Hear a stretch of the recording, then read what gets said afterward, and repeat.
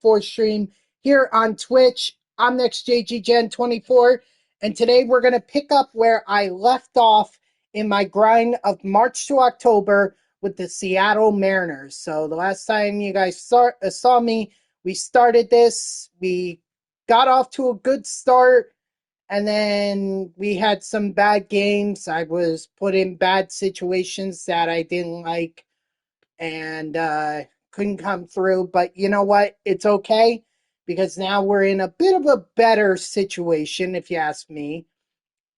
We are leading against the Yankees. Obviously, bases are loaded, so not an ideal situation, but a ground ball does open the possibility up for a double play. So that's what I'm going to be looking to get. If not, strike him out and then try to get the next batter. I much imagine I'm going up against Juan Soto and Aaron Judge in these at bats, which is going to make it difficult. So it is what it is. One thing I do want to point out is, yes, I am not leading the division with the Mariners right now, but we are only a game behind the Houston Astros, and we currently have the lead in terms of the wild card. So, and in fact, the Yankees are the ones that we have, it looks like, a game and a half on. So if we could beat them, then we extend our lead over them, which would be great. So the important thing is we get to the playoffs, okay? That's the same thing I said about the San Francisco Giants. Yes, I wanted to win the NL West division, and I did do that with the Giants, but the ultimate goal was to get to the playoffs. What's up, Dodger? How are you? So without further delay, let's get into it. Soto's on second, so I don't have to go up against... In fact, I'm not going up against Soto or Judge. No! Oh, no, a bad throw there. Not Stanek's fault, just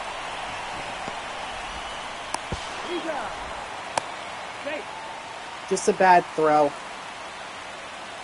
So, whatever. As long as we could keep the lead, that's all that's really important. Did you hear about... yeah, they're going to retire his number and induct him into the Mets Hall of Fame on July 19th. Yep. But I already knew that. I already knew that they were going to do that.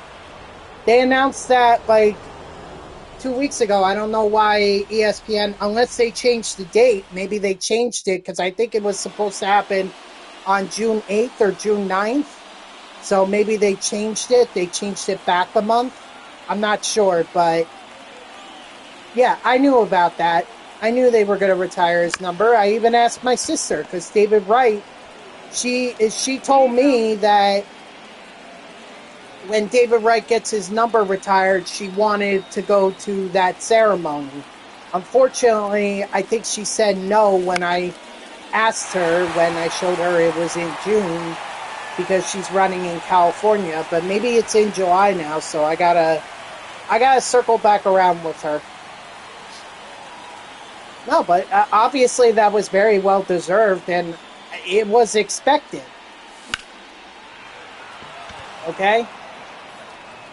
We knew, I think there's not a Mets fan alive who wouldn't tell you that David Wright doesn't deserve to have his number retired. Yes, he never won a World Series with the Mets. Obviously, getting the closest he got was 2015. Although I would argue that 2006 should have been the year that the Mets won it. Unfortunately, the Mets fell behind the Cardinals, and Carlos Beltran looking at strike three right down the middle, that set the franchise back quite a bit. But that's not David Wright's fault. David Wright is still beloved. Not only because of his play on the field, but he is such a fantastic member of the Mets community. He interacts so well with New York Mets fans. In fact, he hosted the FDNY versus NYPD charity softball game at Citi Field. And I went, not that I had anyone in the FDNY or in the NYPD. The only thing I had was a hat, an FDNY hat, and I sat in a section for NYPD fans, and they were obviously heckling me, albeit they were just giving me a hard time. They weren't like really, you know, being like, get out of here, get out. You know, no, they were very nice about it. They were just giving me a hard time, joking around. But the main reason I went there was because David Wright was hosting it, and my hope is that he would sign his autobiography that I had bought and read. And in fact, he did. Not only did he sign it, but he signed it right in the perfect place. There's a section in the book where he has a bunch of pictures throughout his career and throughout his life, of 2015, if not his career. The first at-bat he had after he came back from injury in 2015 against the Phillies, and he smacked one, crushed one at Citizens Bank Park. And then right below it, and I think this is very appropriate, he also has his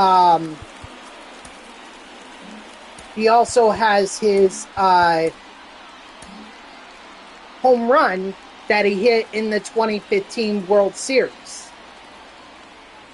And he signed it right between those pictures. I thought he would just sign one of them, but he actually did it perfectly.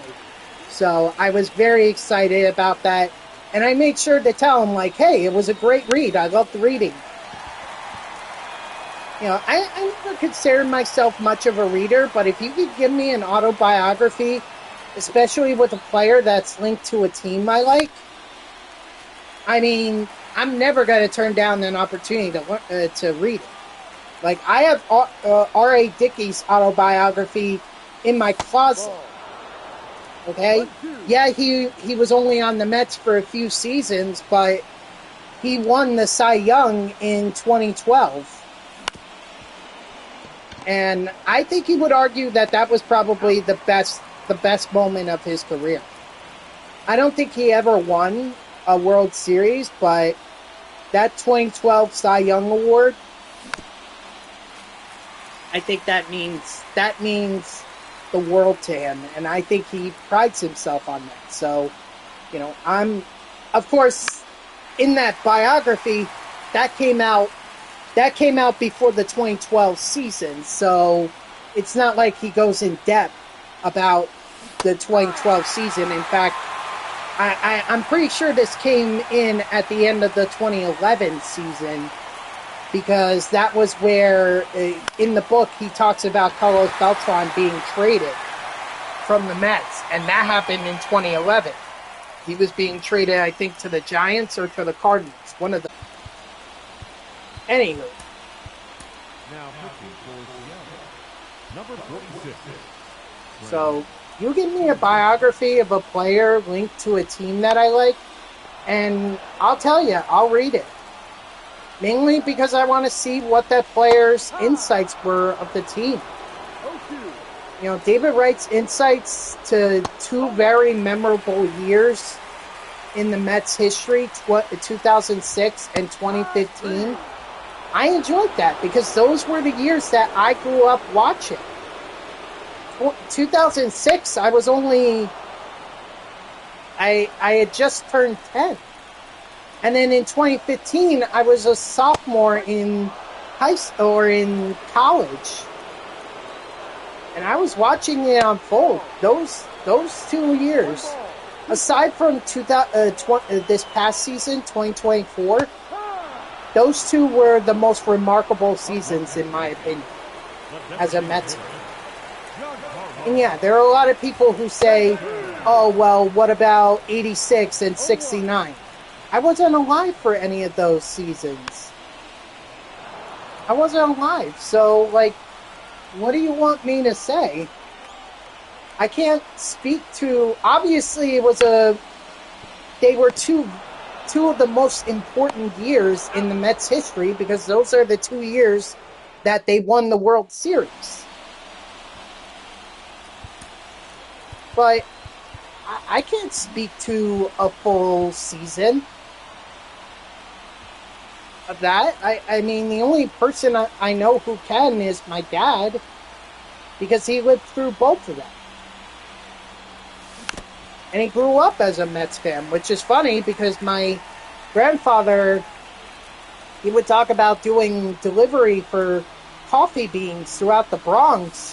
And then once he was done with work, he would go over to Yankee Stadium and get a program of like Reggie Jackson on it. And I'm like, how did my dad become a Mets fan from someone who obviously collected stuff from the Yankees? So I couldn't tell you, but you know what? I'm glad I'm a Mets fan and not a Yankees fan. And obviously, I'm very excited about David Wright being inducted into the Mets Hall of Fame to have his number retired. It was expected and very much deserved. The only criticism that I have of it, and this is the only criticism, I'm not saying that he doesn't deserve it, but would his number have been the next one that I would have retired if I were the Mets owner? No. Because the next one, and I think this is long overdue, it should be number 8 for Gary Carter. Okay, Gary Carter is in the Hall of Fame, the Baseball Hall of Fame. And look, my opinion in terms of number retirements, it should be limited to people who are in the Hall of Fame. You know, I'm sorry to Keith Hernandez. I'm sorry to Doc Gooden, Jerry Koosman. You know, very deserving Mets right there. Legendary players. Honestly, they should be in the Hall of Fame, but I don't know. Apparently, the voters disagree with me a ton. I couldn't tell you. Oh, I couldn't tell you, but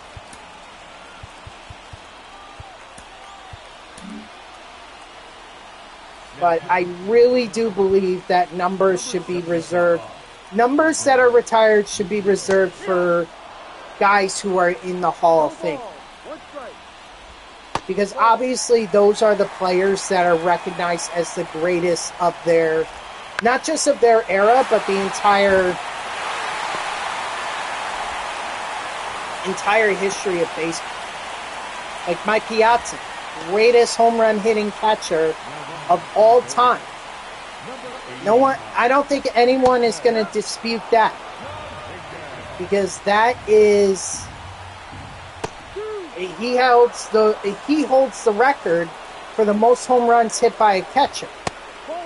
I have to look up what the number is. I think it's like over 400, something like that. And thankfully, he did it as a Met. Like, that's the important thing. He did it as a Met.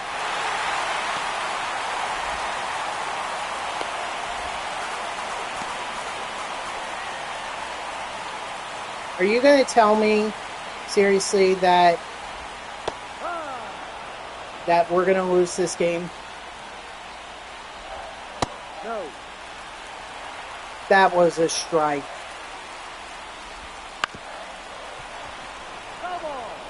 That was absolutely a strike.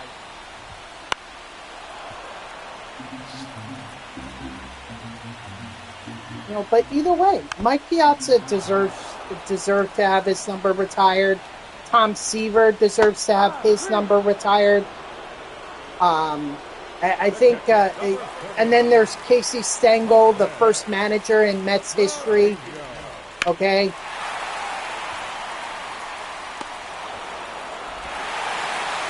He deserves to have his number retired. Oh my gosh. This is why I hate the Ghost Runner rule. Ha! They're going to seriously hit me with cold momentum.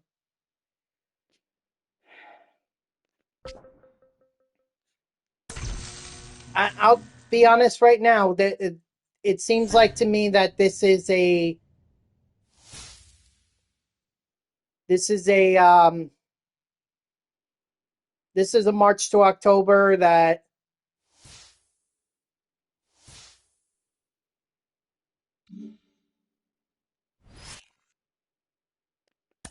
it may take more than just one season. Like, I hate to say it, but I think this team is bad. I could see why they didn't make the playoffs this year. But then again, I'm not making it any easier by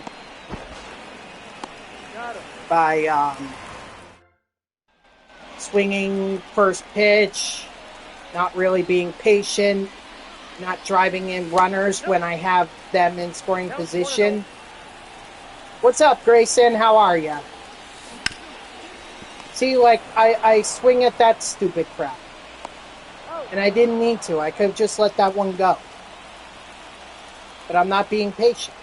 Plain and simple. Oh, sure, this ump is going to call that a strike against me, but when I pitched that against the Yankees, it wasn't a strike. I'm doing all right. I'm just kind of belly aching right now about the fact that I'm not really winning with the Seattle Mariners in this March to October. I'm struggling.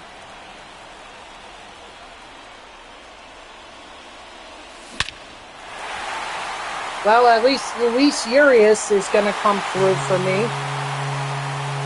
I hope I had Matt Brash up and warming.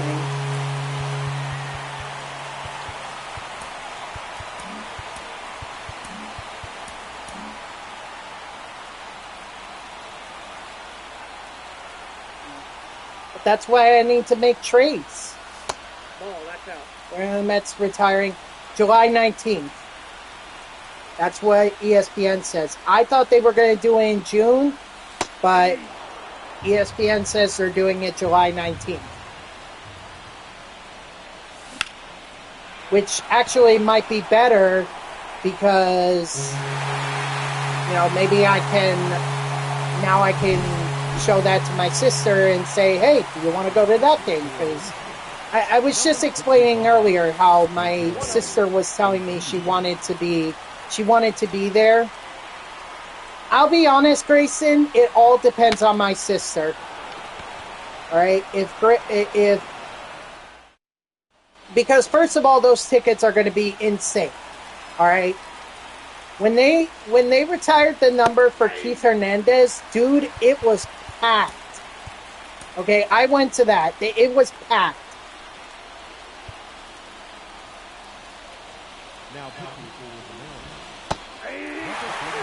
And I much imagine it's going to be even more packed for someone like David Wright. So the only way that I'm going is if my sister is going. Otherwise, no offense to David Wright. I admire him, you know, but that's probably July 19th is probably a Saturday. And, you know, I work on the weekends. I'm sorry. That's gone, isn't it? What? Hold on. I need to check that out again. Hold on. I'm sorry, but I need to check this out. Because that ball should have hit off the wall. How the heck?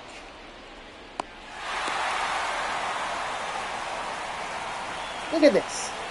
It's like, it looks like it wasn't even going to go off the wall at all.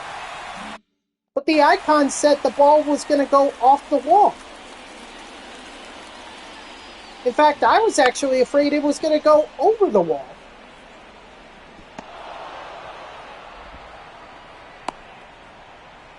How the heck did that happen? I mean, it worked out in my favor, so I'm not going to complain too much, but yikes.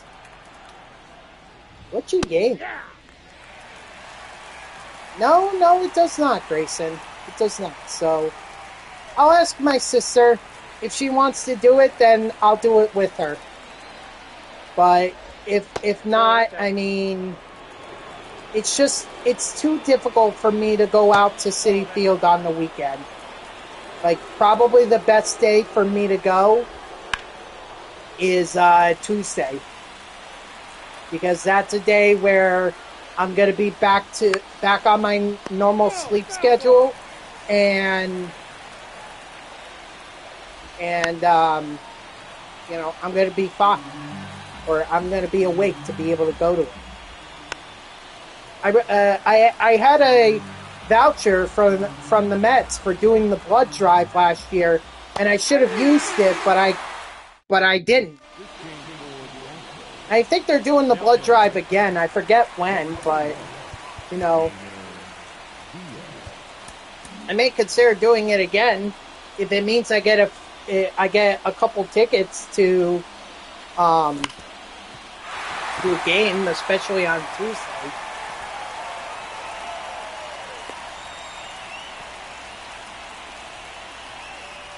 Right now, the only game that I have plans to attend is the one over Easter weekend when the Cardinals are going to be in town. My sister said she's coming home for that weekend, so she wants to go to she wants to go to a game that weekend. And I'm happy to oblige. Now batting, left fielder,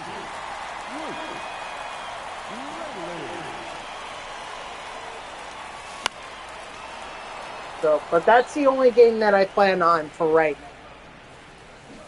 I'm also waiting to see what the promotion schedule is going to be. Like, are they going to give away anything on a Tuesday?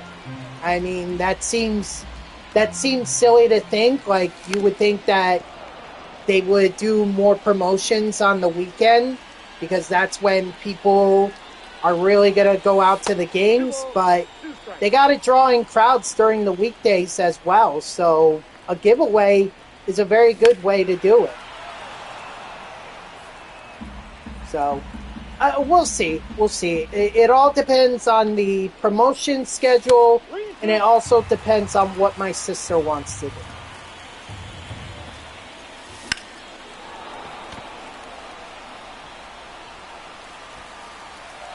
I will tell you that when my niece Amelia gets older, when she gets older,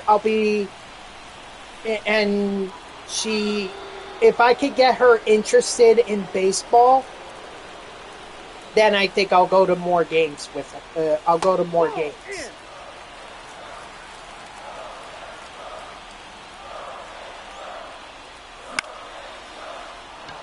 I also wish, you know, I worked during the daytime, because I had, and I like the 9 to 5. The 9 to 5 that I did during the 2022 season, that was perfect, because then I could just get on a subway, head out to Citi Field, and go see a game. And that's when I did the pass. The one that allowed me to be able to go to all the home games, as many home games as I wanted to. I took advantage of that. I was like, get me there. Get me there. I don't care how tired I'll be in the morning. If I'm there, I'm happy. And I think that year, I attended over 50 games. It had to be around 50 games, because I started in June against the Brewers, and I went to so many. Or no, wait, did I start against the Marlins? I don't remember. Either way, I started in June, and yeah, because it was easy for me. Like I said, I got off of work at 5, and the game started at 7, so it was just a matter of taking the express train out to Citi Field. And I was gone. I was like Give it to me. I'll do it. Count is full. So, I love the 20. That's why I like the 2022 season. Even though it ended horribly for the Mets, it's still one of my top favorite seasons. I don't think anything will ever top 2006 or 2015. 2024 was close, but we all knew it was probably going to end against the Dodgers. I mean, it just went a lot further than I think a lot of people thought it was going to. But yeah, around 50 games, that was easy for me. I had no problem doing that whatsoever. And that was also the year that I paused on streaming. Like, I didn't stream MLB The Show 22 because I was working during the afternoons. And, you know, it just worked out that way. So that was also the year that my dad and I, when we went down to Talladega to go see the NASCAR, or went down to Alabama to go see the NASCAR race in Talladega, we stayed near Atlanta, and we were like, well, we're very close to Truist Park. The funny thing is, the year before, 2021, that's when we first went to Talladega. We tried to go to the Mets-Braves game, and what we failed to realize was that there was an hour difference between Alabama and Georgia, time zone difference. So by the time we left Talladega, we thought, oh, we'll get there around 7:30. You know, we'll probably miss the first couple innings, but hey, we'll at least get there and still see a good portion of the game. But that was around 6 our time. In Atlanta, it was 7. So we completely messed up the time zone to the point where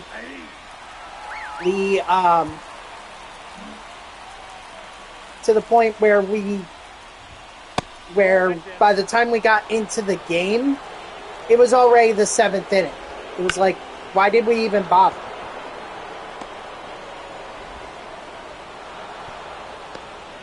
So we thought we'd make up for that in 2012, or in 2022, where this time we stayed in Georgia, and on that Friday, we decided not to go out to the track. Instead, we were going to the game in Atlanta at Truist Park.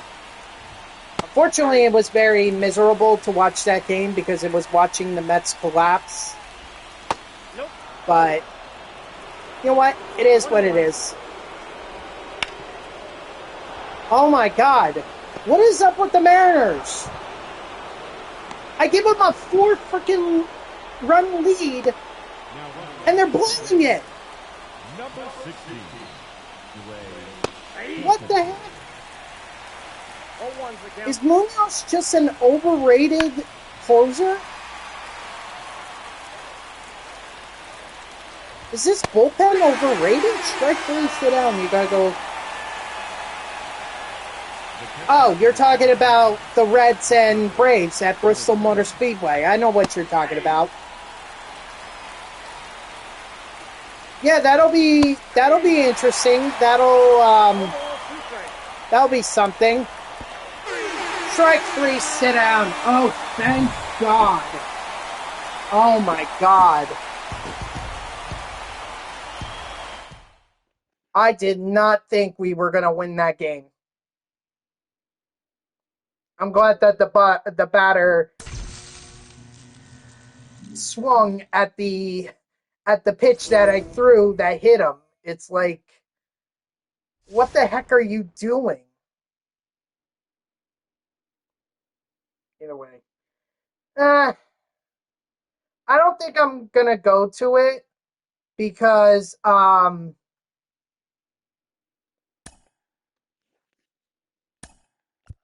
don't think I'm going to go to it because there's just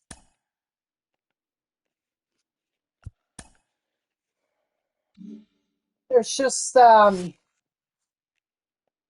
it doesn't involve the Mets. If it had involved the Mets, then I think my dad and I we'd be going to it.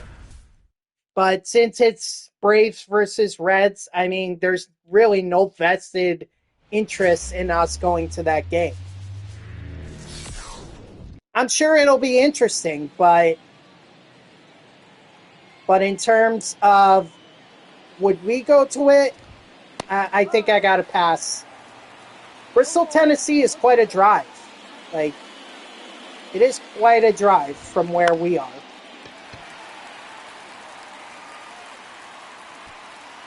And I'm not sure my father wants to be in the car with me for that long. No, I'm kidding. We've driven down up and down the East Coast so many times going to NASCAR races that I don't think he really cares. Although we are going out to Michigan this year for the race at Michigan. Unfortunately, I only got the truck race tickets because that's all that was available on New Year's Eve, and I had to redeem the points or else I was going to lose them. So, my dad picked Michigan, and I should have redeemed them on Christmas or after Christmas. I should have done it, but my sister was like, I'm doing Special Olympics, and it's like, and I was, obviously I wanted to respect her raising that issue, but in my mind I was thinking, why does that matter?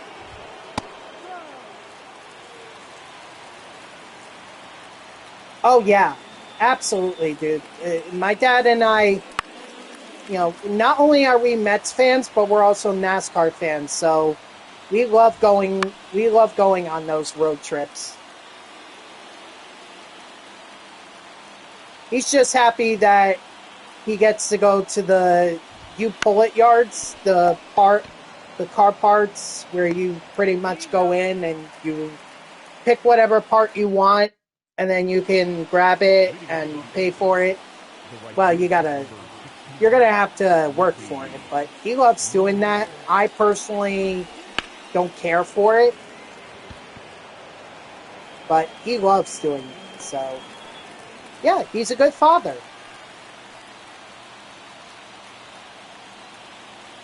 Yeah. He's a very, very good father.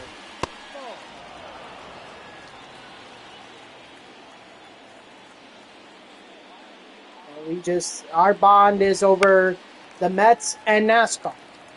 And that's fine. I remember when I was younger, when I wanted to get good at baseball, my dad would, the whole thing about playing catch with your son and the father-son playing catch and everything. I mean, I just wanted to be good at baseball, and him doing that made me really good that year. Both fielding and batting. That was my best year. And that was in 2007, so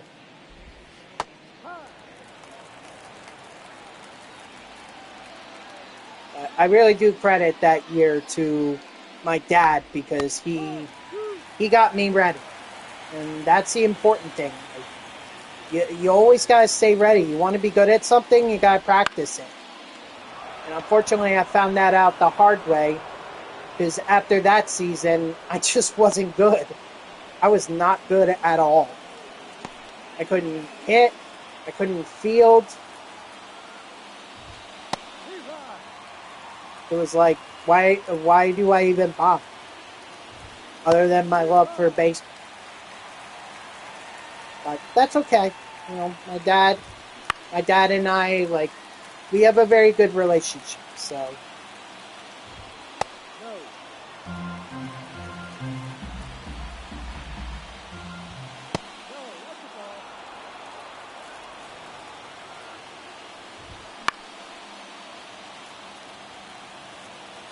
What do you think the Jets need to do off season? First of all, they need to get rid of their own. Get him out! Get him out! Get him out of here! No, I'm just kidding. As far as the Jets go, they got to move on. They need to hire a GM and a coach. That's step one. Step two, they need to say sayonara to Aaron Rodgers. I know he just threw his 500th career pass, but I don't think he has it anymore. Which is funny because he actually almost threw 4,000 yards this season. But it just depends. Like Rex Ryan, I don't think they're going to hire. I don't think the Jets are going to hire him. But with that said, Rex Ryan has already indicated that if he were to get the job, the Aaron Rodgers Country Club, as he put it, would be done. So, if the Jets are going to move on from Aaron Rodgers, now they got to go out and they need to figure out who's going to be their QB.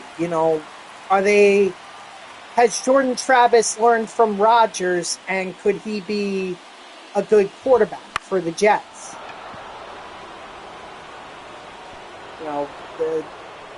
I can't really answer that question because he didn't play this year.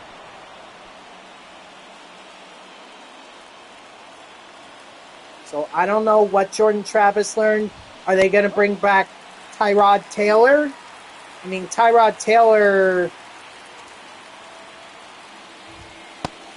he wasn't bad, but was he anything spectacular? No. Not to mention this new coach. These quarterbacks are going to have to learn a new playbook. I don't think Sanders is going to fall to... Really? You gotta be kidding me.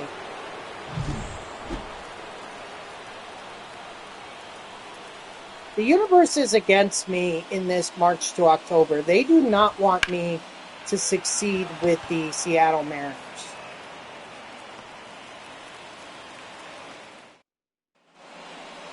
Leading off with the Angels, the right fielder, number 16, Mickey Mooney. But I don't think Sanders is going to fall to the Jets. The Jets are going to be too far back. And honestly, no, I'm kind of with you. I think he's a little overhyped. I mean, I'm sure the Giants will take him. But, do I want the Jets? Look, the Jets have had so many first round quarterback picks that didn't work out. All right, Mark Sanchez, albeit he at least got us to 2 AFC Championship games, but long term he wasn't good. Sam Darnold didn't work out, even though that he's working out with the Minnesota Vikings right now. Zach Wilson is in a playoff game. Zach Wilson got to a playoff game before the New York Jets did. The third baseman, Anthony Rendell. How sad is that? Zach Wilson gets to be in a quarterback or gets to be in the playoffs before the Jets even get there. And he didn't even, I don't think he even threw a damn pass all season.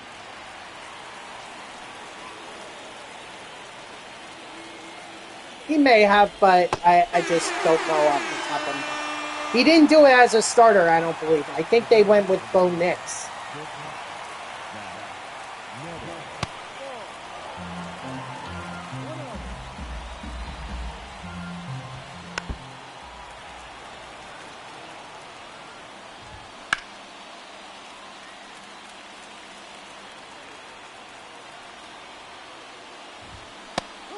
Strike 3, sit down. So,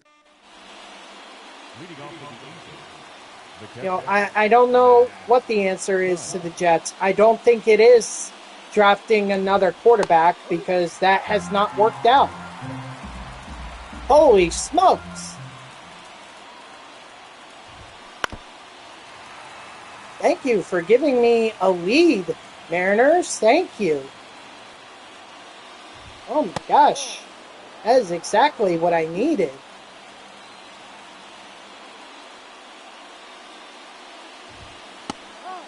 Strike racing is so close. Oh yeah, absolutely. Yes.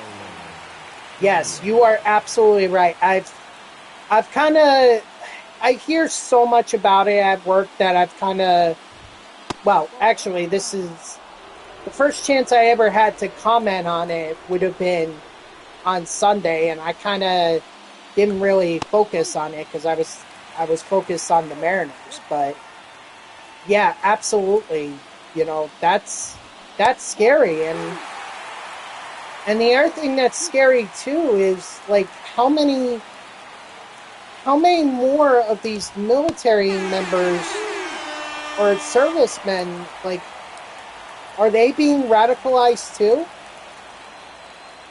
I mean, that guy in Las Vegas, I mean, he wasn't radicalized, he was just in pain. And obviously he felt like he wasn't getting getting the help that he needed.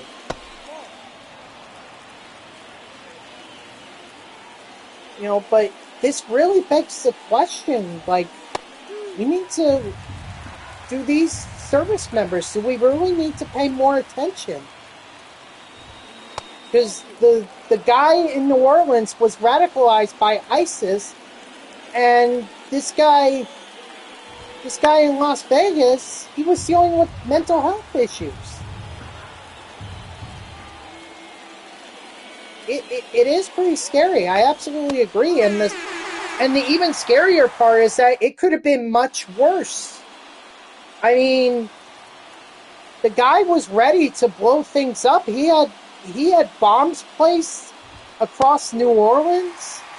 He was ready to detonate. He was going to kill more people. And I just want to say to the outfront, and I just want to say right now, I condemn this, and I condemn any kind of terrorism, whether that's foreign or domestic. Terrorism is a threat to the United States. Regardless of where it is a threat. And it needs to be addressed. Okay? Obviously, the political parties, they like to focus on one form of terrorism over the other. But the reality is that all forms of terrorism need to be addressed. If they're not addressed, attacks like these are going to continue to happen.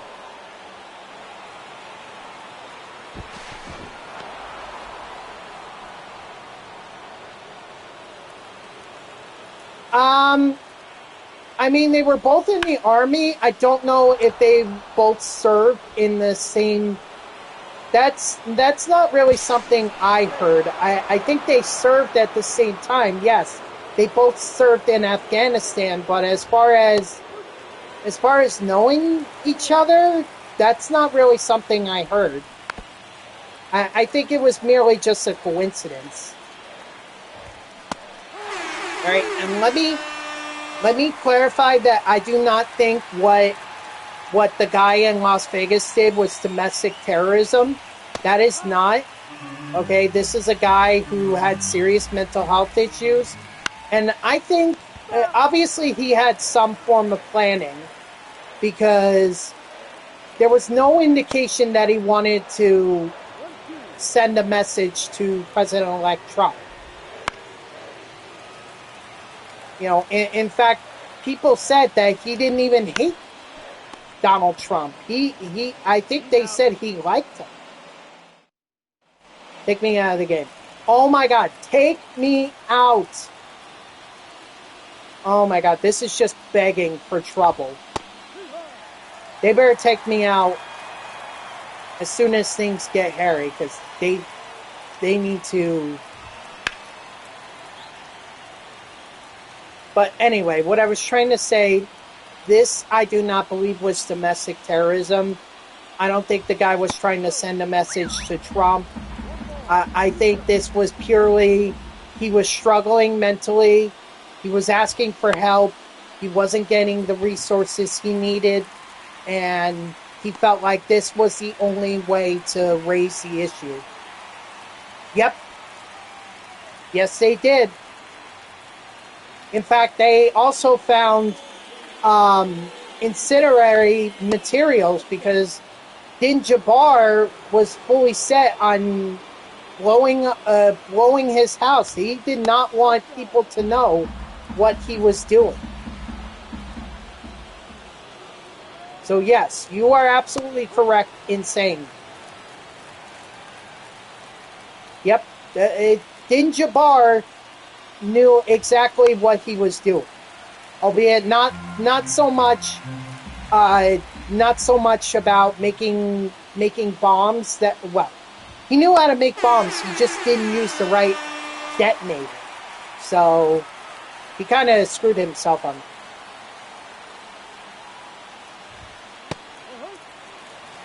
Yes, the guy was in the Cybertruck.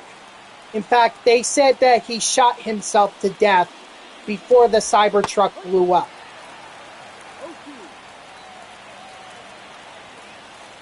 So he was dead by the time it exploded. Please take me out.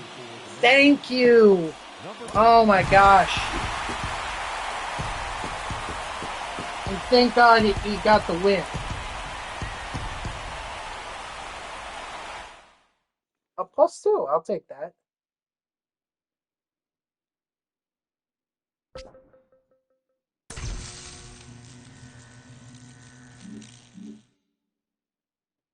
And the place he was staying caught on fire. It did catch on fire, but the good news is that the fire did not spread, and they were able to. It was limited. The damage was done to only one portion of the room. So he tried, but the fire did not spread due to a lack of oxygen. So it didn't have the oxygen to be able to spread.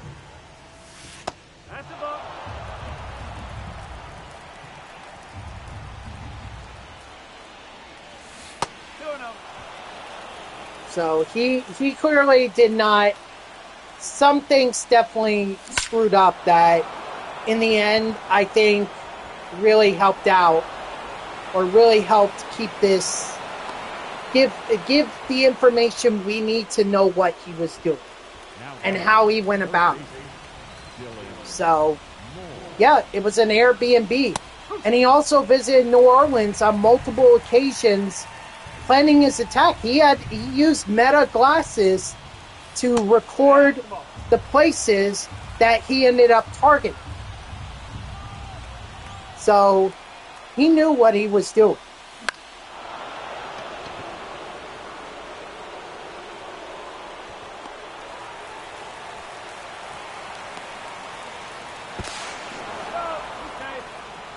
Now pitching for the A's, number 48, DJ Garland.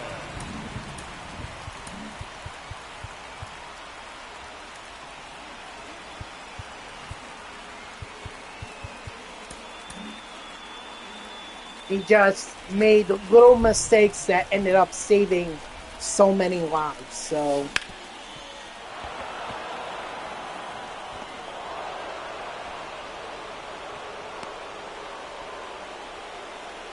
oh yeah, they've already said they're not moving New Orleans. They're not moving the Super Bowl from New Orleans. They're keeping it there. They're just going to beef up security as a precaution.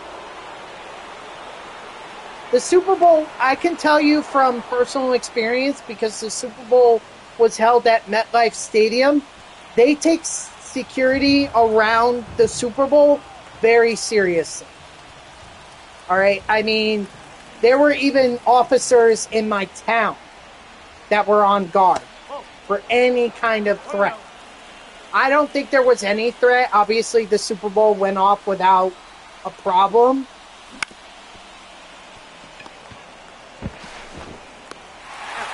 Yep, exactly.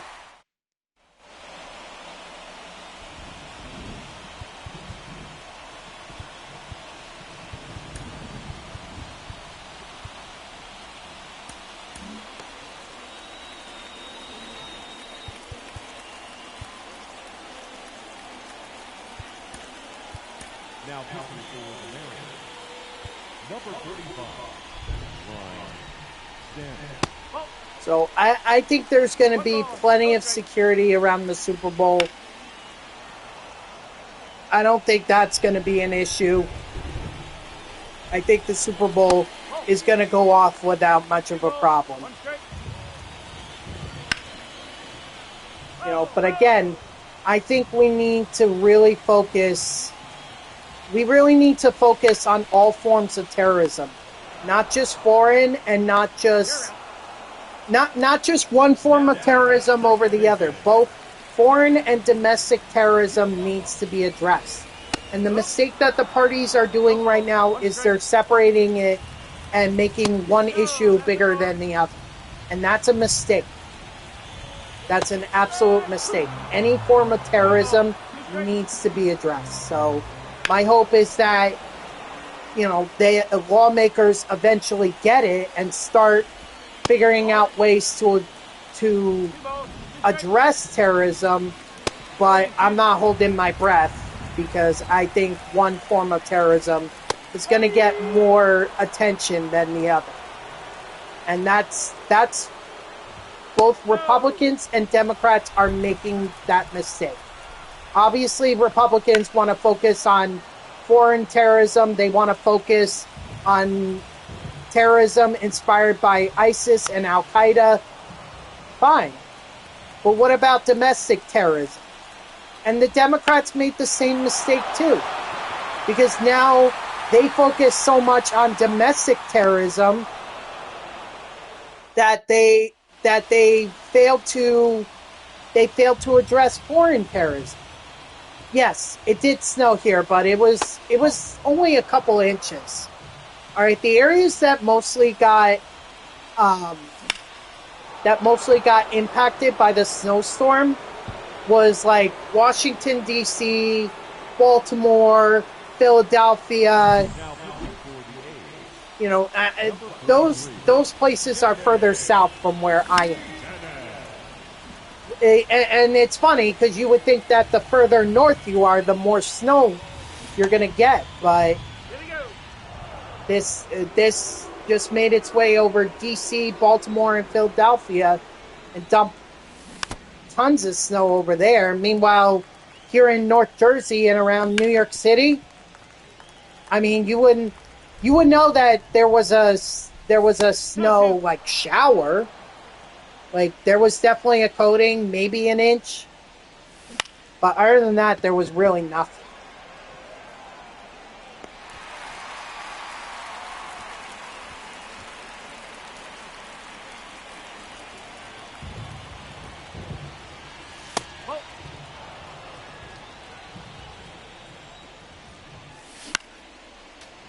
It was definitely cold. I will tell you, it was definitely cold.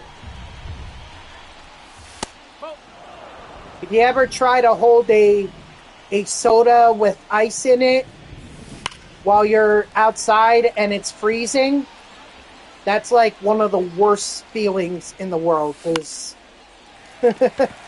it's just, ugh. Your fingers go numb pretty quickly. Pretty quickly.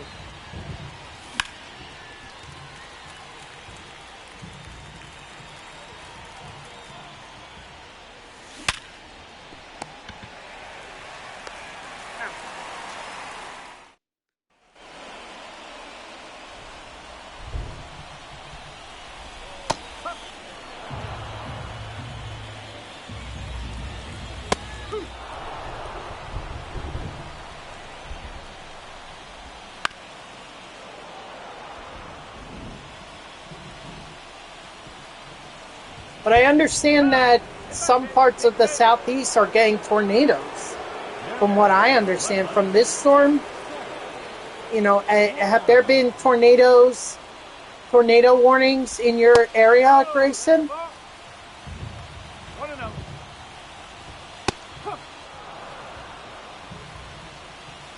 Or has it just been mostly showers? Like rain showers, maybe some thunderstorms? Stuff like that.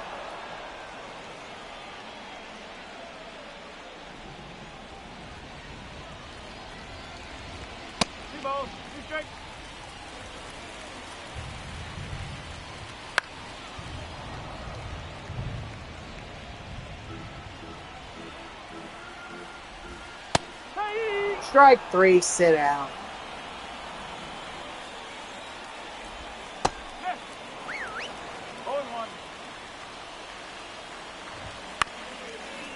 You got this, Stanek.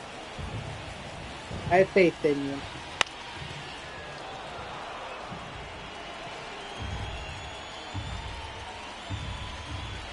One and two. That's 3. Strike 3, sit down.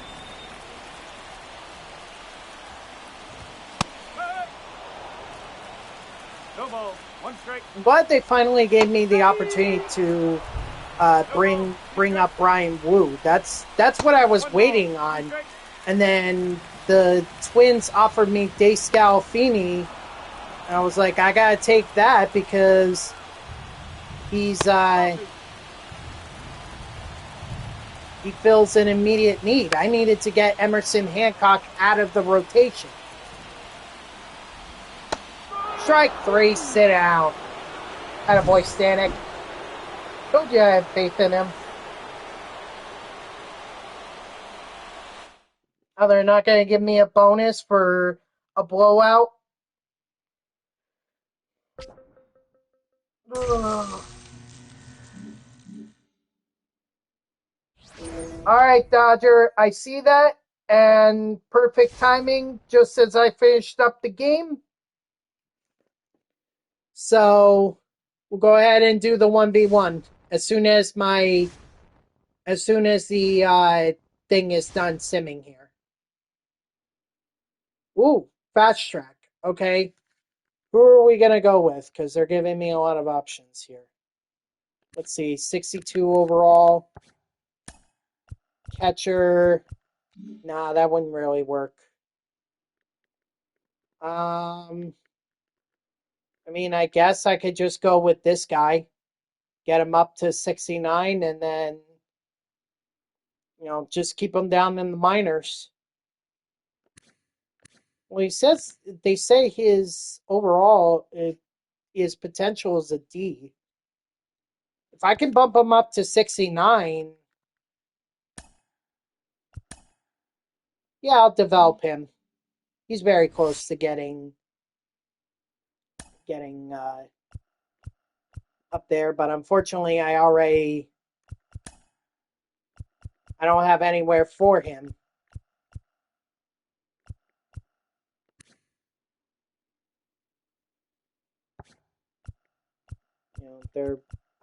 Trenton Thornton is here, but he's my clutch guy. He's the guy that I'll throw in during the clutch to make sure everything goes smoothly. So, this Yovera, Mauricio Yovera, I guess. Well, we'll come back to that. We'll come back to that because Dodger wants to do the 1v1. So we're going to do the 1v1.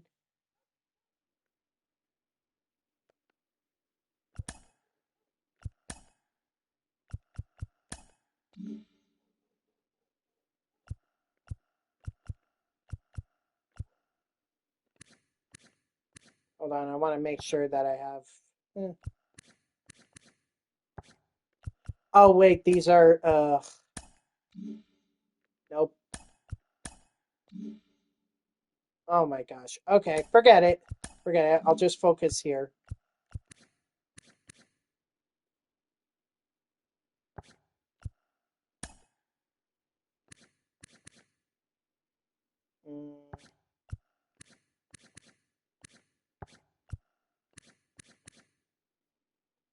Okay, I like that. But he's better as a pinch hitter.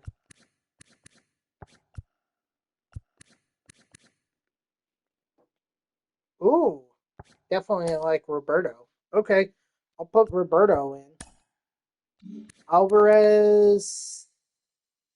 Nah, I want somebody better. No.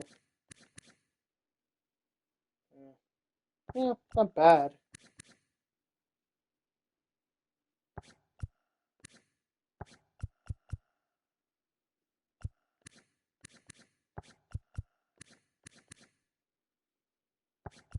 Mm-mm. Yeah, I'll do Stan Musial. Griffey, he can. I guess he could stay. Third base. Let's see. I'm just putting together my lineup. Mm, no, no, not bad. Oh yeah, that's right. Okay. Duh. Of course, I'm gonna go with David Wright and Jimmy Rollins. Nah. All right, Kinsler is an option. No, no, no. Ooh, I like Brandon Lowe here. What's his captain card? Oh, yeah, that's not gonna happen. Wait, how is Bagwell? There might be better options. Yeah, definitely Matt Olson. That was like, yeah, not. Or wait, what are his switch hitters? Let's see. One, yeah, one. One. One. Yeah, that's not happening. All right, so forget that.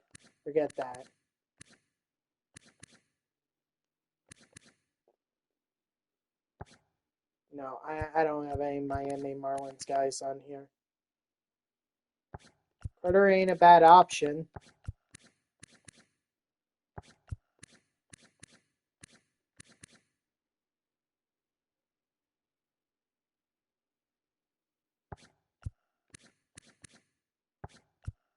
Nope, definitely not. No. All right, I guess I don't mind that. Nah,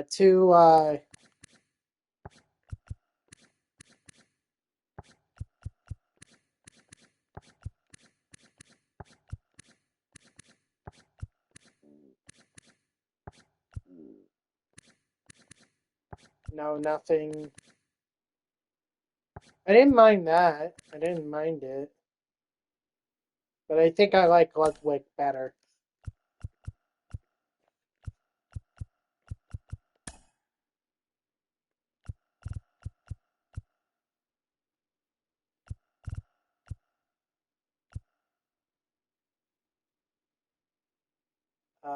Let's see. Randy, Pedro. Oh, I gotta get the Grom in there. The Grom. I'll leave Skeens and I need a lefty. Where's right? Oh, I already put Randy in.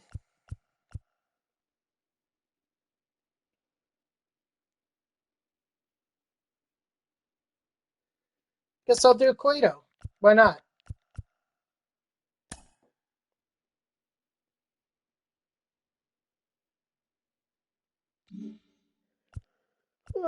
Bullpen. I think I'll leave it alone.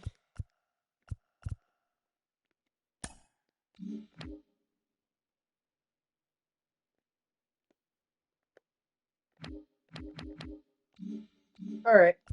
I've got my lineup set, so let's go ahead and do the 1v1 Dodger.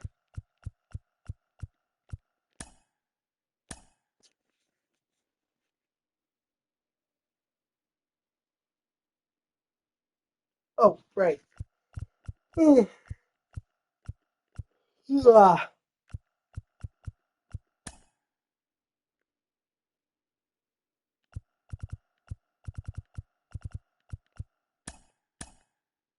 Yeah, don't have Shea Stadium, so we can't play there.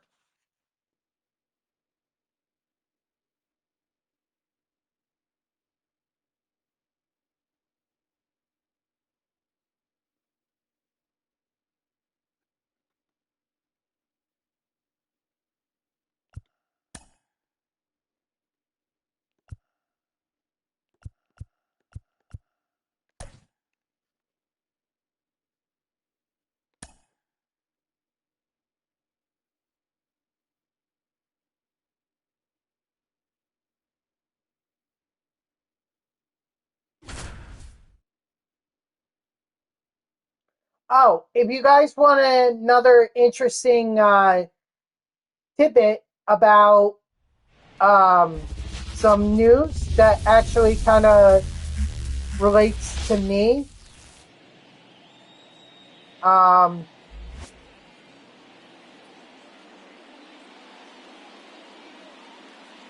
there were well, not really related to me so much as it is that the proximity.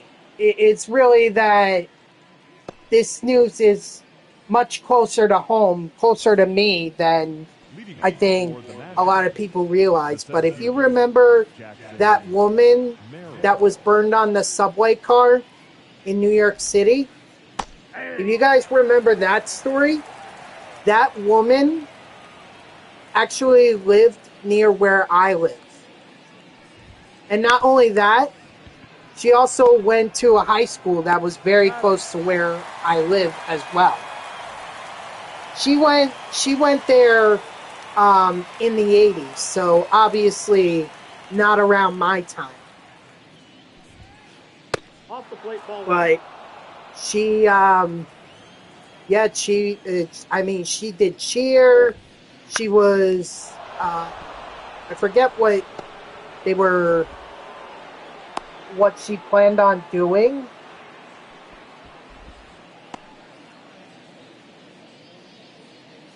Batting third, the second baseman, Labor Torn.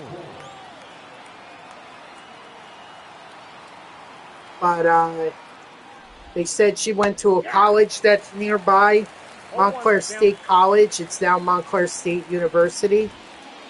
1 ball, 1 strike. So, that woman was actually pretty close to where I live. The proximity is there. So. Batting fourth, the designated hitter, Aaron Judge. Oh, okay, yeah. Yeah, that's weird that the David Wright thing, yeah, they announced that. Ball, that's out. Let's see. I sent that to my sister on December 13th. Okay, Fox Sports MLB picked that up on December 13th. 2 balls, 1 strike. So why is ESPN alerting it now? Like, it's been well known for almost a month. 3. Strike 3, sit down. Yeah, that's weird. That is weird. Leading off for Long Island, the shortstop, Jimmy Rollins.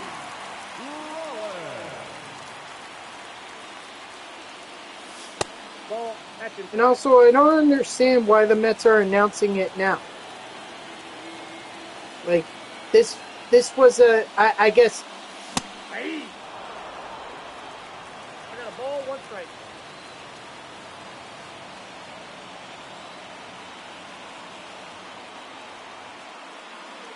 I don't know. I guess this is the formal announcement, but Fox Sports had it as soon as February 3rd, or I'm sorry, December 13th, because that's when I sent it to my sister.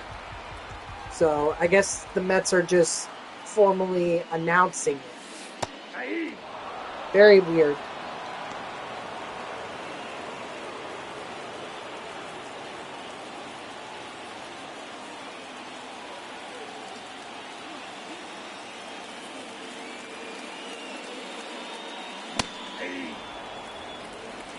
Oh and 1.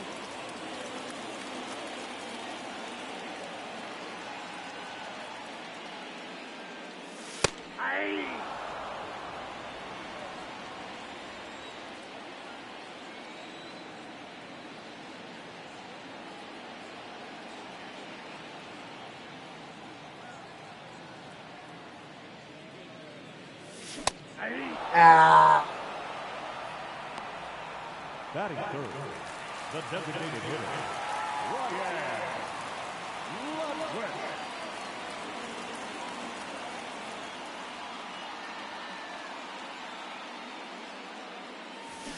Ball.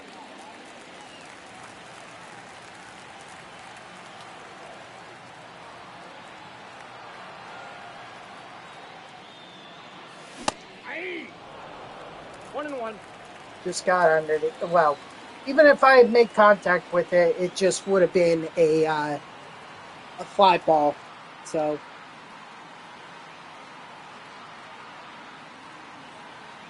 whatever. 2-1.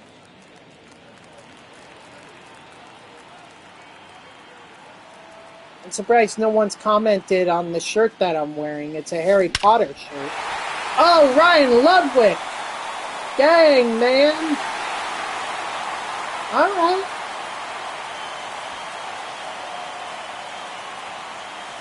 Man, I just cracked my finger, and dang, it hurt.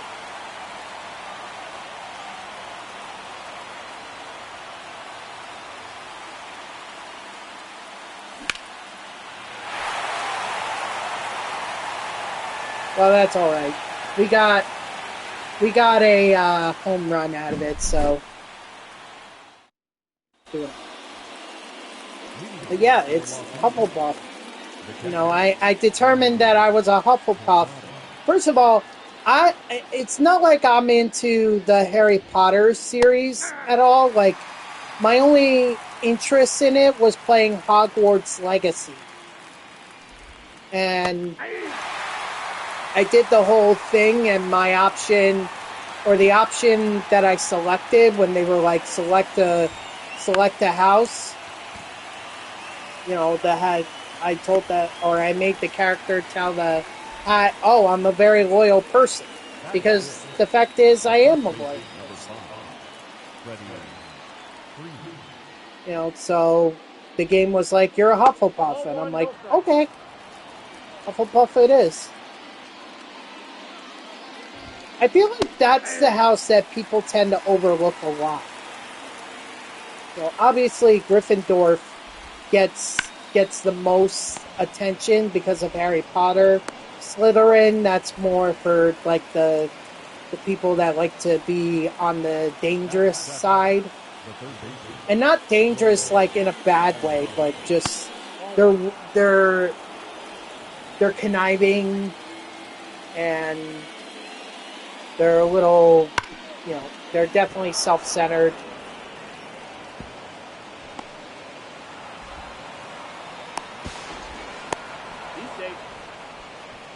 Anyway, so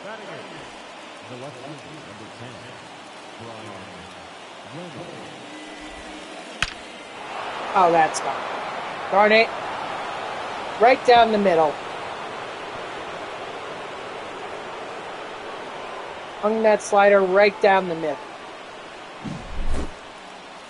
I'm telling you, this game is screwing with me because I did not want it. I meant for it to go further in, and yet it just hung over the middle.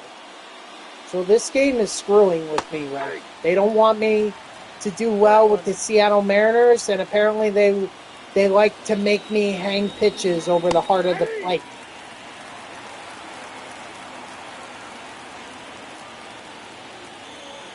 I really don't understand.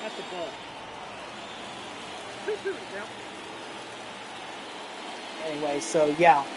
And then I what's the blue house? I'm forgetting. There's Hufflepuff, Gryffindor, Slytherin, and what's the blue house? It's funny because I thought I would actually get that house because I was like, blue is my favorite color, so I kind of thought I would get that, but see, like, God, these. You know what? Maybe I need to stop using Pedro's slider because it is clearly not sliding.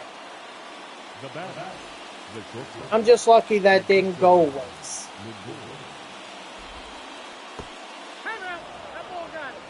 Okay, so now the slurve is doing too much sliding.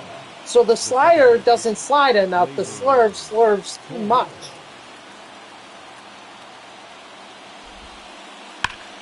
Oh, now it's just gonna... Yeah. It's just gonna do that. And that was a grand slam, too.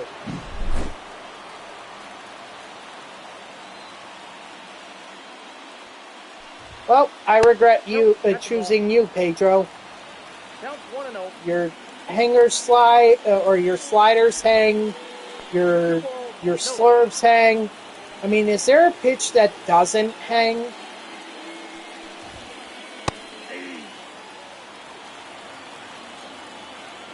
Seriously. Very screwy. 2 balls, 2 strikes.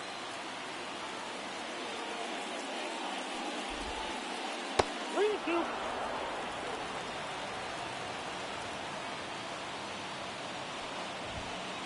That's ball 4. Take the win. Nice. Nice. Yeah, I clearly wanted... a walk in that situation. That's what I was clearly going.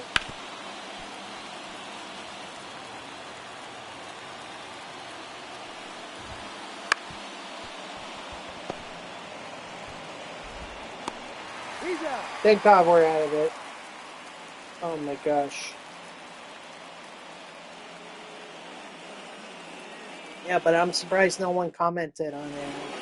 I'll figure out what the blue house is called. I forgot. Let that just show you how much I know about the Harry Potter series. The only thing I know about it is the houses and what I played from Hogwarts Legacy. I actually heard they're coming out with a Hogwarts Legacy 2, which I find that to be interesting. I don't know if that's been confirmed, but that's something I saw on social media. So I'll have to look into it a bit more. Oh, God.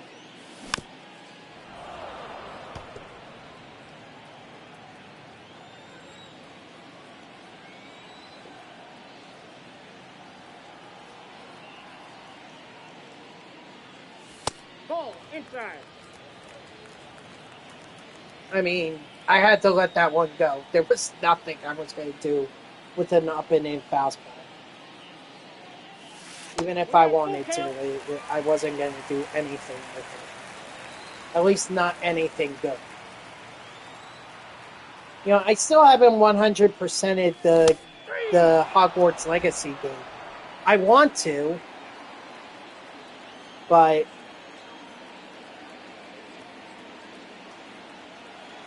I have other priorities right now. I want to finish up on Sly Cooper. I want to finish that up because that's... 0-2 is the count. I'm almost 100% on that. I just got to do the time trials. And then I got to go back, do some of the things that'll get me the trophies. And then I'll 100% the game and I'll be done with it. But I think it'll be a while before I go back to Hogwarts Legacy.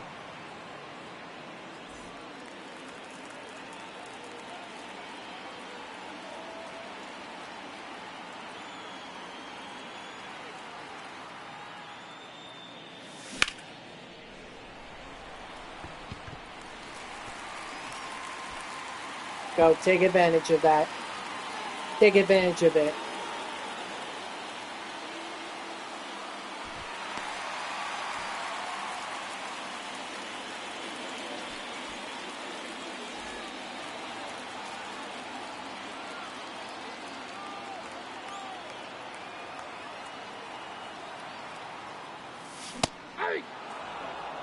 Oh, by the way, guys, I found those cards that I thought were missing that made me late for yesterday's stream by like an hour. It was, yeah, by an hour. Turns out they were with my other cards. My other Mets cards that I have. So I'm glad I found them because they were my 88 cards, and I was starting to worry, like, maybe I had thrown them out by accident, like maybe they just fell into a trash can that's in my room. But, um,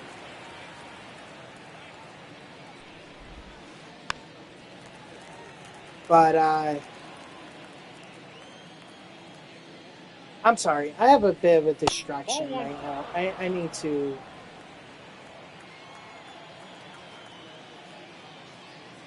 I think I'm gonna have to put on my headphones. Otherwise, it's gonna be a problem. So, 1 second. Nolan Arenado. There.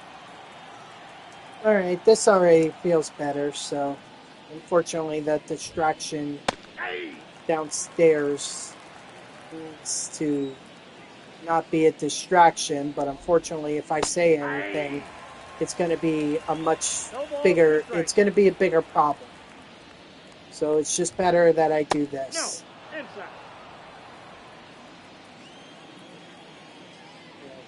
And I'm sorry if anyone hears it. I don't think you guys can, but I can. And I don't want to take that risk.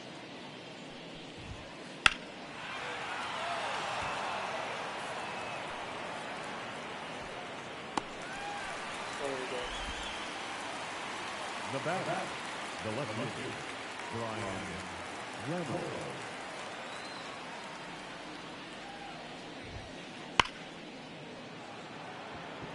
Nope, that's foul.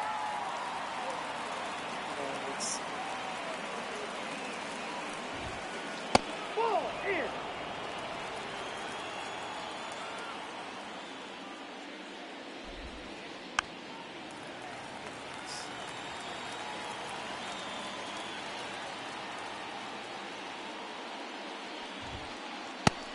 Strike 3, center. All right.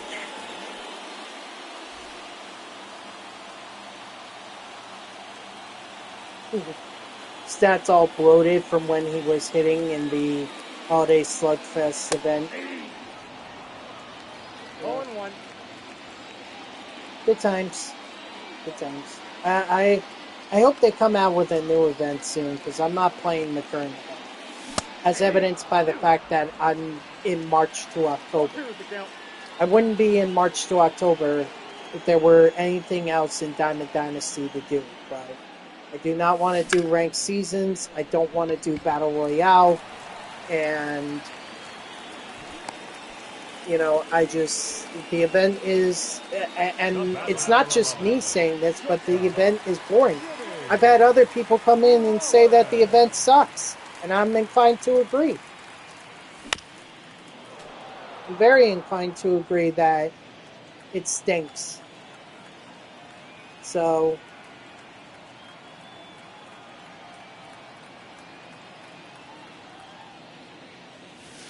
I got a ball, 1 strike.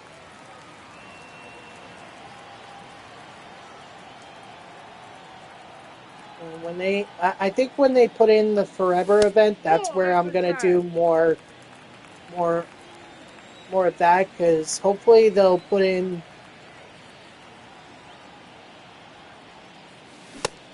that's when I think that's when they'll do the common pitchers, and I'd rather do it against that because that's where everyone's gonna be slugging. Full count.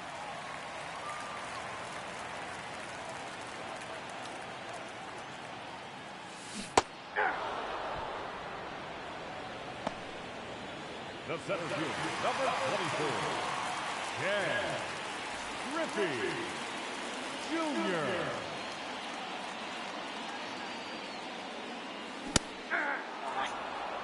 0-1's the count.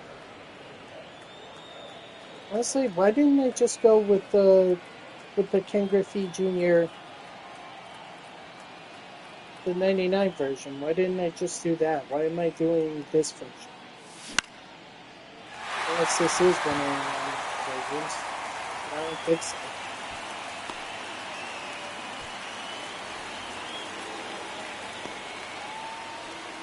Now back, The designated hitter, Ryan Lovegreen.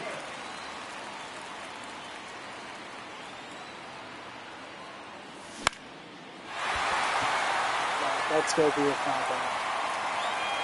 And I don't know why they even gave the animation that, oh, it might be gone. And it's like, no, it wasn't even close to gone. If it weren't for the stands there, that would have been an out.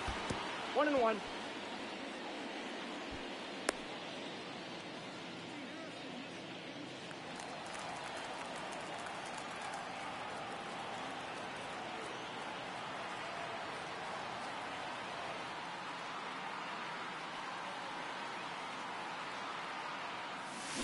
Hey, 2. 1 ball, 2 strikes.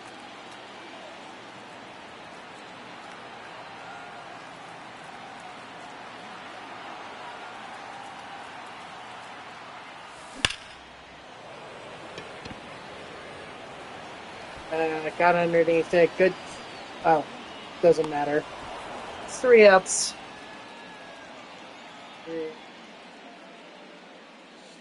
At least next year they'll have the City Field updated to include Doc Gooden and Darryl Strawberry's number.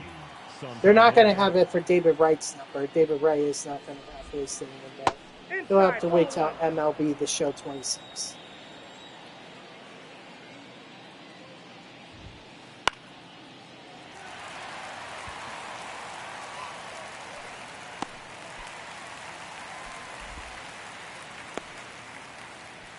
The center fielder, number 3, Jackson Merrill.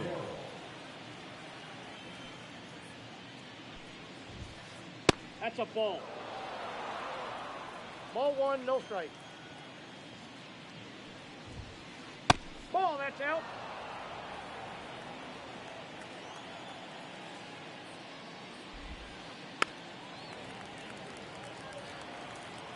Okay, I think I'm gonna have to pause the game because I think my brother is chasing my puppy around, and this is getting annoying. So, Dodger, if you could just give me like 5 minutes, I'll go take care of the thing downstairs. I'll be right back.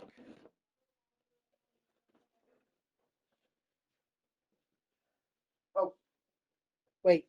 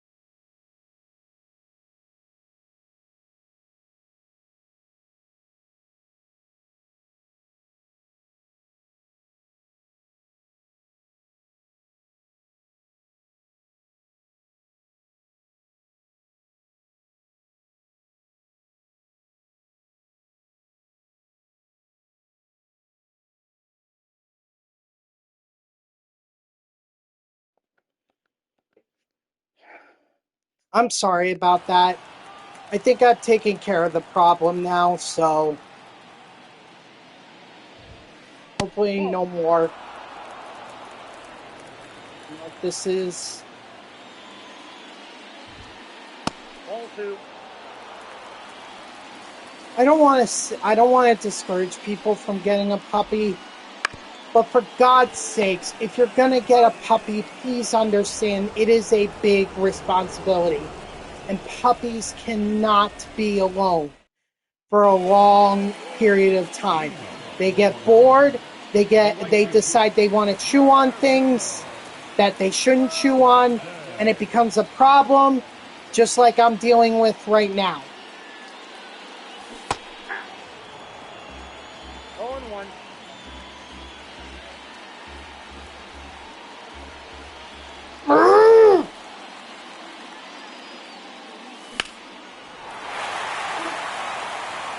Okay, I just heard my puppy yelp, so that is another problem I'm gonna have to go take care of. So I will be right back.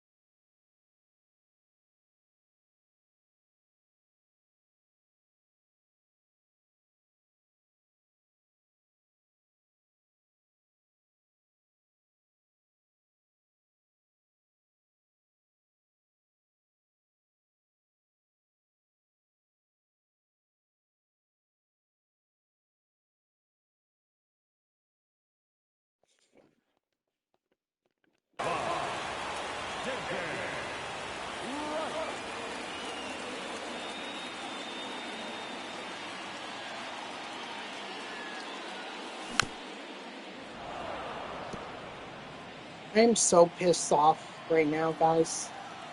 I'm so pissed off. If you're gonna take a puppy, understand, it is a big responsibility. Okay? It's much like a child. I hate to be so pissed off, and I hate to be yelling at a puppy, because obviously they are not going to understand me. He's out. But clearly my puppy is aggravating my brother. And when my brother is aggravated, I'm aggravated. I wish I could just ignore them and just put on the headphones, but sometimes it gets to a point where I can't ignore it. I have to address it. And it would seem like the solution is bring him up here and keep him in the room where he's not going to do any damage. But then he's going to be howling at the door because now he wants to leave. And he's going to be crying. 0-1's the count. So it's just not going to be, that's not a solution. Or that's not an option I want to go with.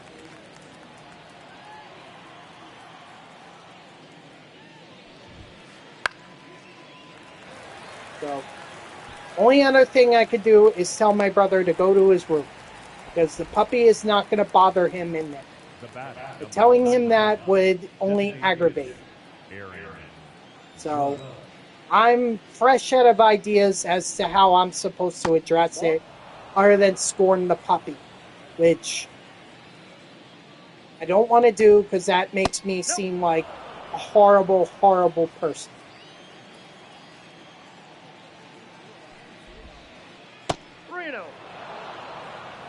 Not only that, it's throwing me off this game.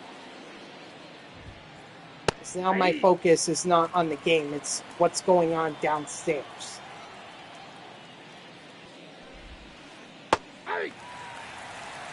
3-2. 3. Strike 3 set. Now batting, the catcher, Jorge Posada. I'm sorry if I just seem pissed off. I'll calm down as the game goes on, but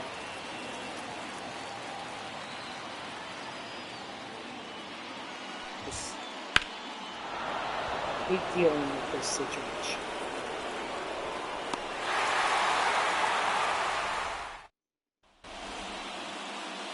Leading off for the line, the first baseman.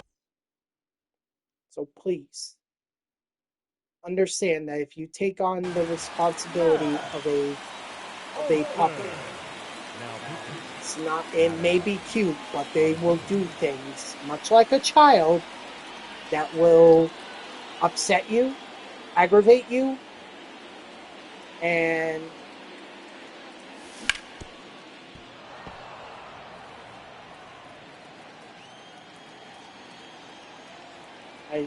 it's not worth it, okay? If anything, adopt one from a shelter. You know, if you are looking for that puppy, you know, look at a 2-year-old. Look at a 2-year-old puppy or 2-year-old dog, because they're out of that phase of being curious about everything. And that's honestly a better solution than buying from a puppy mill where the dogs that are being bred are being could be abused. There have been cases like that. So rather than support those operations, just adopt from your local shelter or whatever shelter is closest to you. Just do that instead of supporting puppy mills that may be abusive towards the animals.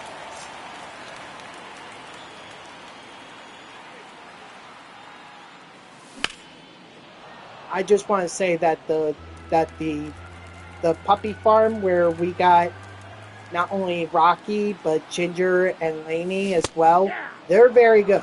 Okay, they're people who don't abuse the dogs. They treat them very well from what I have seen and from what my family has seen. So very reputable puppy farm there. So I wish I had the name of it, but I don't know it off the top of my head. But there are cases of puppy mills abusing dogs, and those are the ones that should not be. Those are the ones that should not be supported by buying a puppy. You know, how can you tell? You can do some research online, see what other people are saying. You know, the other thing too, again, just adopt from the shelter.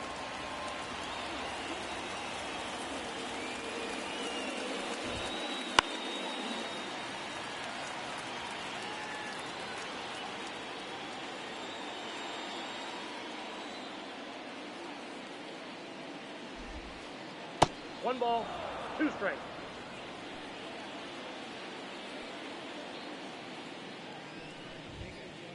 Aye.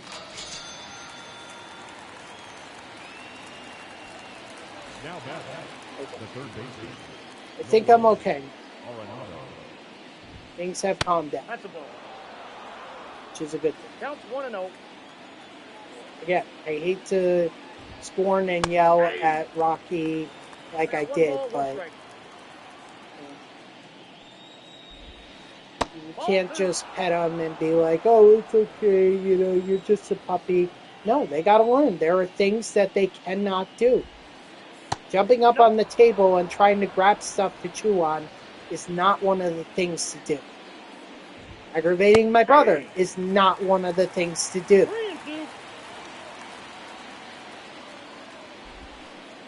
3. Strike 3, sit off. The left fielder, number 10, Brian.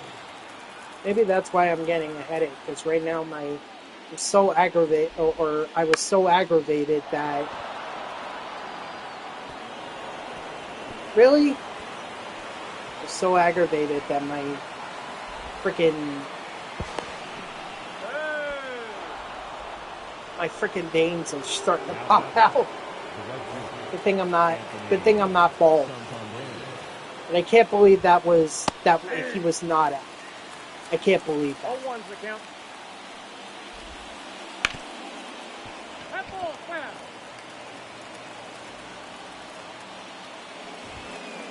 Oh, that's a good.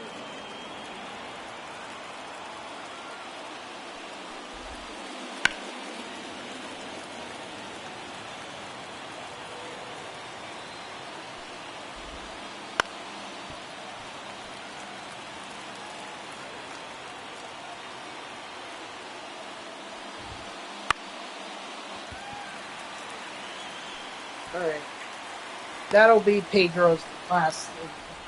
I just figured I'd push it as far as I could.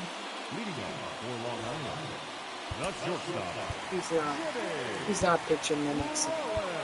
Bad football. And I don't care, honestly, who pitches. I don't care. Now, Jeremiah Estrada. Ugh.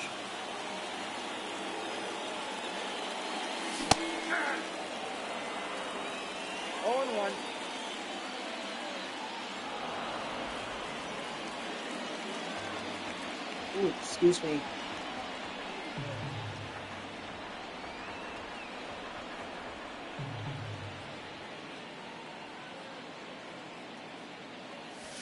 Ball, that's out.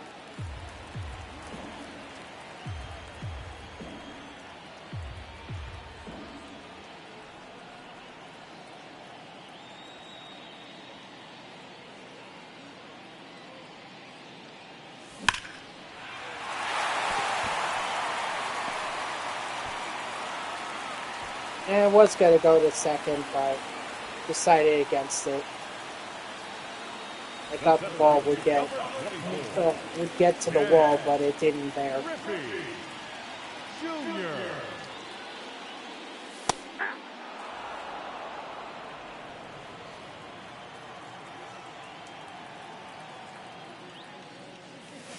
One and one.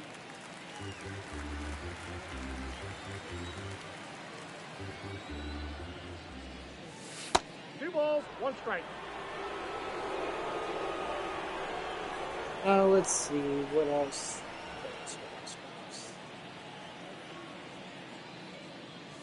Nope, outside. Oh, sure, now I'm doing a better job of being patient. Could have used this when I was in March to October. Aye! Full count, 3-2.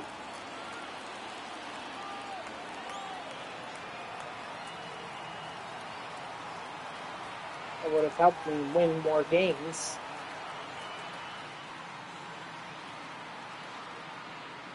By the way, guys, I'm gonna go till 6:15. Now the designated hitter. All right. That way, I get the full 3 hours in.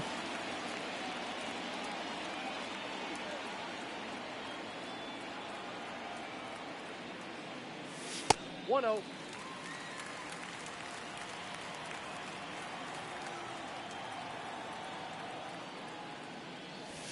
Ball, that's low. So 6:15 will be the end of this stream. Or maybe actually no. I'm sorry, not 6:15, 6:20. 6:20, because that's the full 3 hours. 6:15 would leave it at 2:55. 2 balls, 2 strikes. So my fault. I can't do math in my head.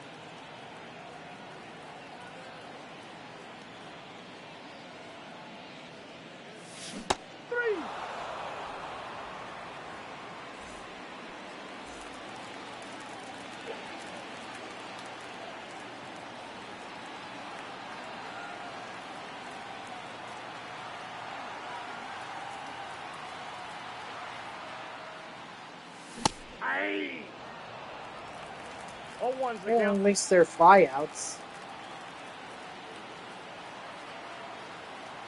not strikeouts.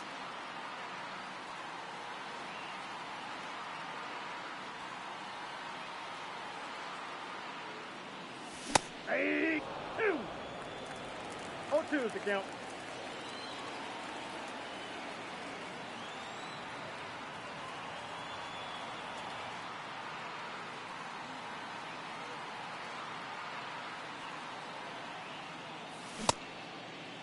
Did he go? Yeah, I deserve that. What do you got?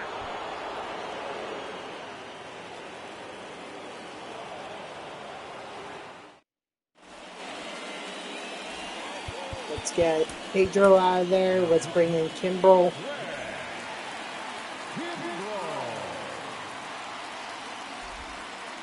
Hey.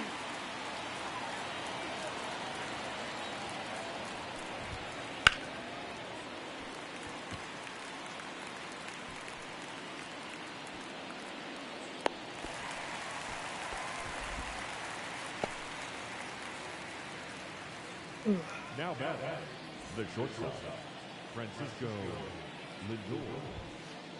Yeah. 0-1. Hey. Wow. I am shocked by that. I thought for sure you would swing at that, Dodger. Now batting, second baseman, Labor Torres.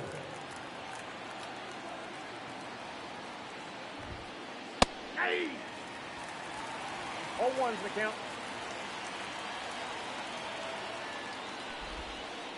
1 ball, 1 strike.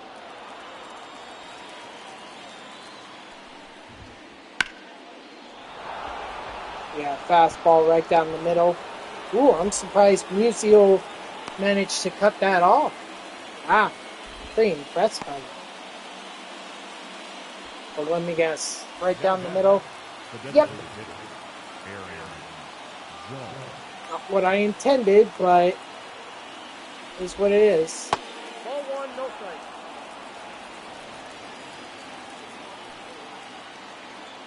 Sorry, I kept pushing square even though there's no 1-1. option for square.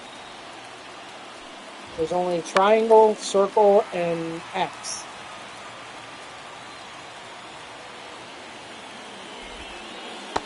Strike 3, sit up.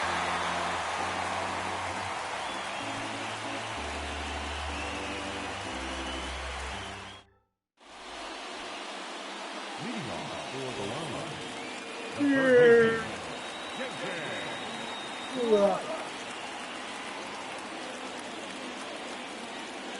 now pitching, Michael Kopech.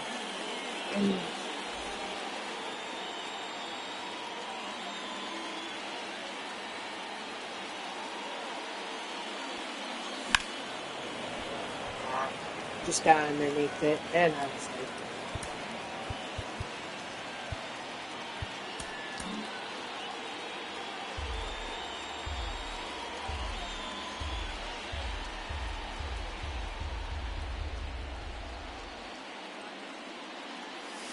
Hey. oh, speak of David Wright, here he is. 0-2. 4 for 2 on the day, so still struggling with him.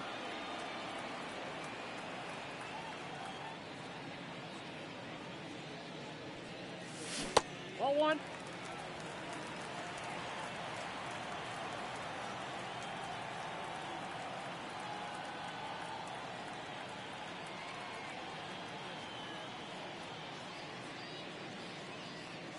Hey. Darn it. The batter, number 8, second baseman, Brandon Wow.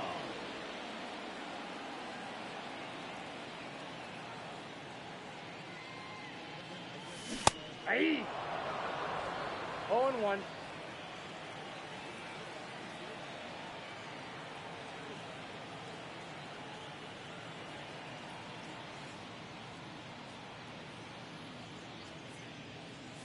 Hey. No balls, 2 strikes.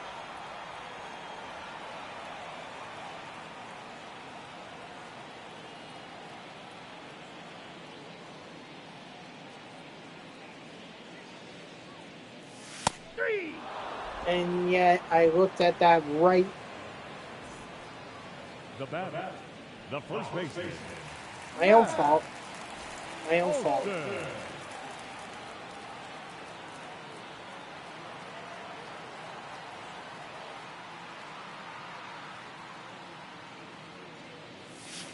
Ball one.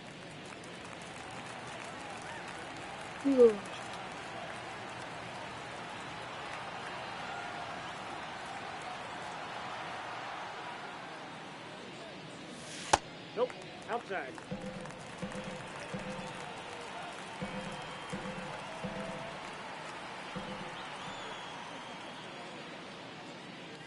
Ah!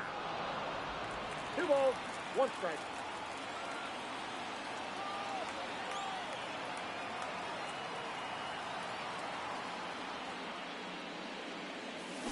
Hey! Did I foul that off? Oh no, I was way in front of it. Okay.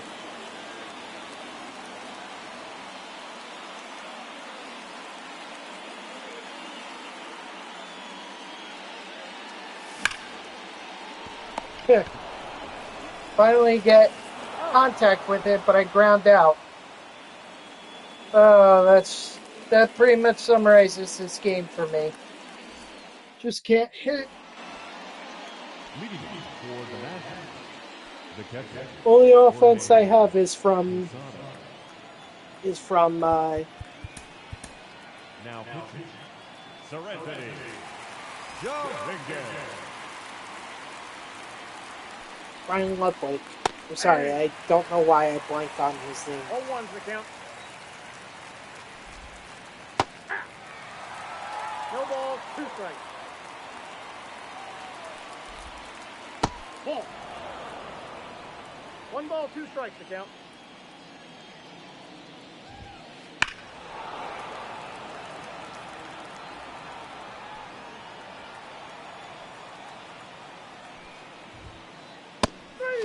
Strike 3, sit out. The first baseman, number 5. Freddie Freeman.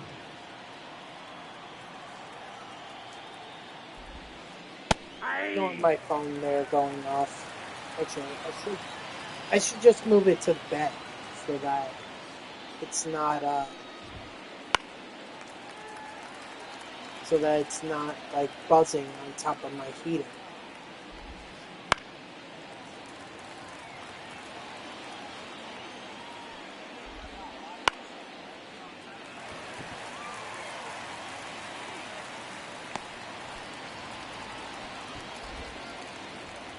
Now batting, third baseman, Nolan Arenado.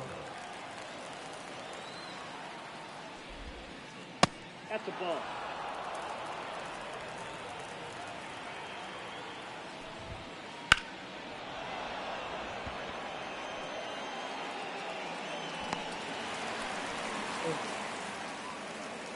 It's not really going well. I hope it's not a sinus attack. I feel like I'm gonna have to take some medicine. Leading off for Long Island, the left fielder, Dan Yuzio. Ooh. Now pitching, Devin. Ooh, super fractured Devin Williams. Nice.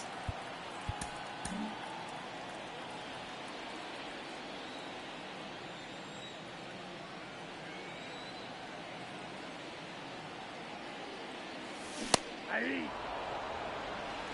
0-1.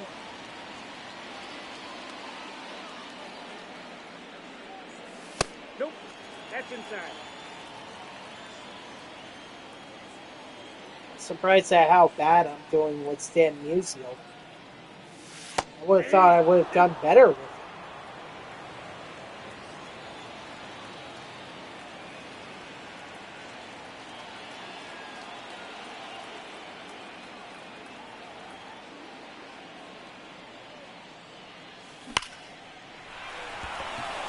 Okay, I guess there is that option. Well, at least I finally got some offense other than just Ryan Ludwig, but now all my offense is coming from Cardinals players, Ludwig and Musial.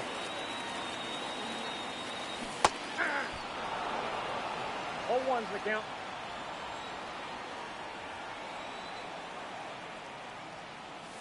All one.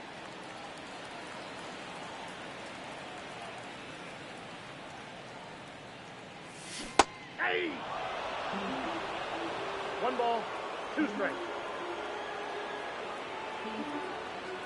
Maybe I should do a Cardinals team, because clearly I'm doing well with 2 Cardinals players, better than I'm doing with the rest of my team.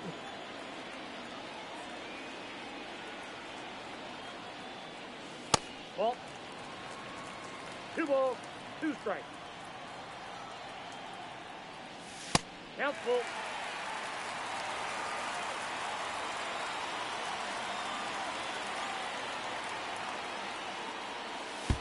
That ball down. First base. Now batting, shortstop, Jimmy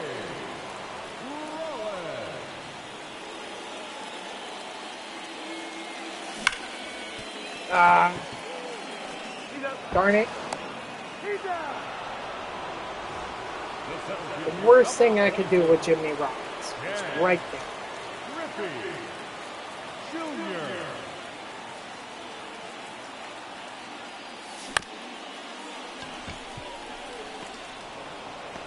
Out.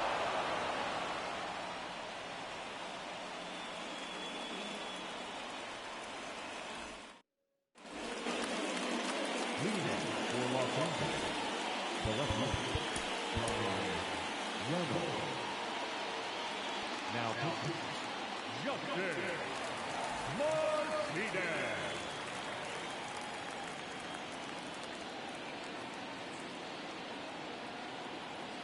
Martinez. Ugh. Hey! 0-1.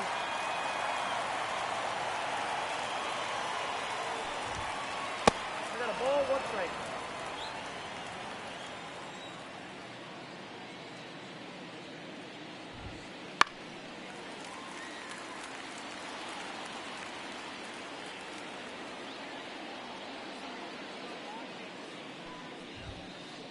Nope, that's inside.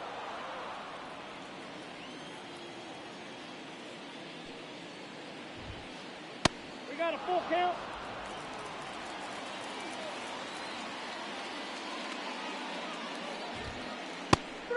Strike 3, sit out.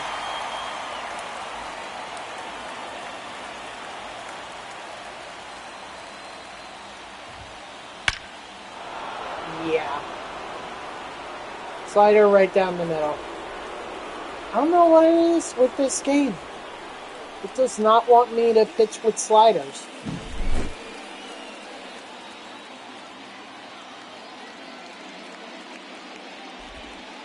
Ball 1.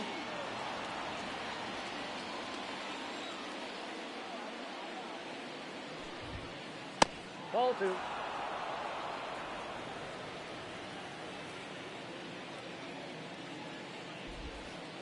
Hey! 2-1.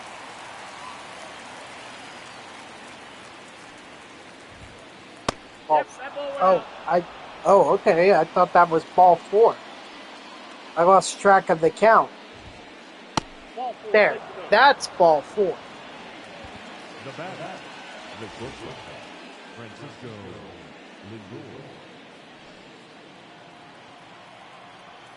Lindor. Ugh. Hey!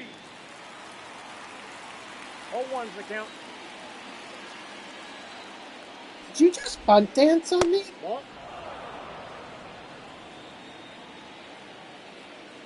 Or was that just simply you balls, pressed the 1 wrong strike. button?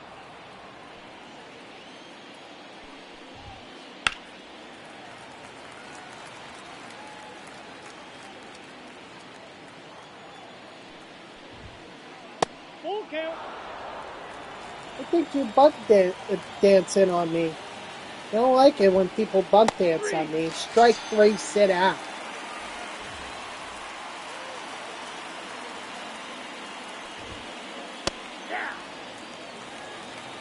0-1.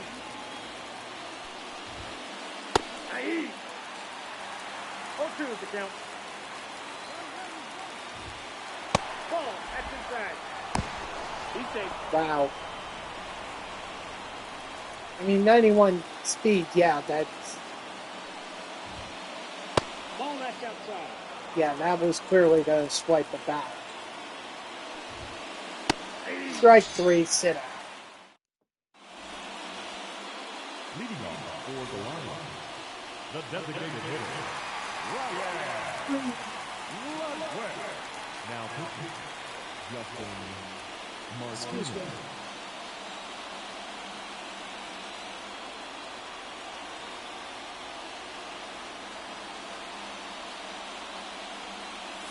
Aye. 0-1's the count.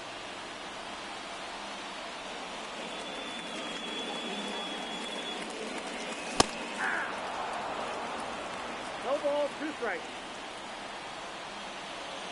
Hold on, Watford.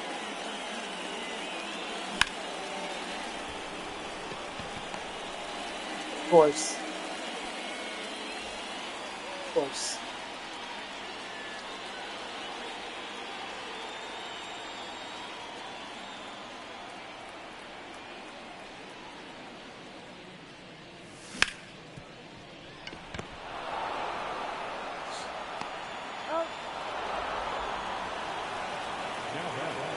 The third baseman,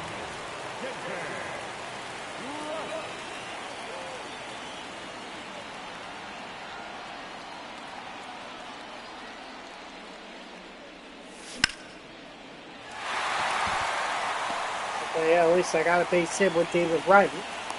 So at least there's that. the batter, number 8, second baseman, Brandon.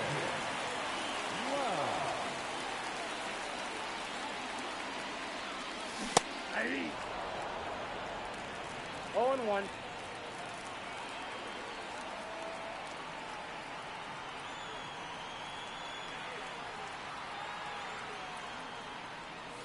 Ball, that's in.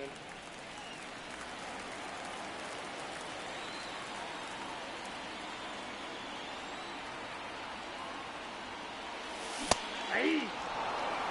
1 ball, 2 strikes.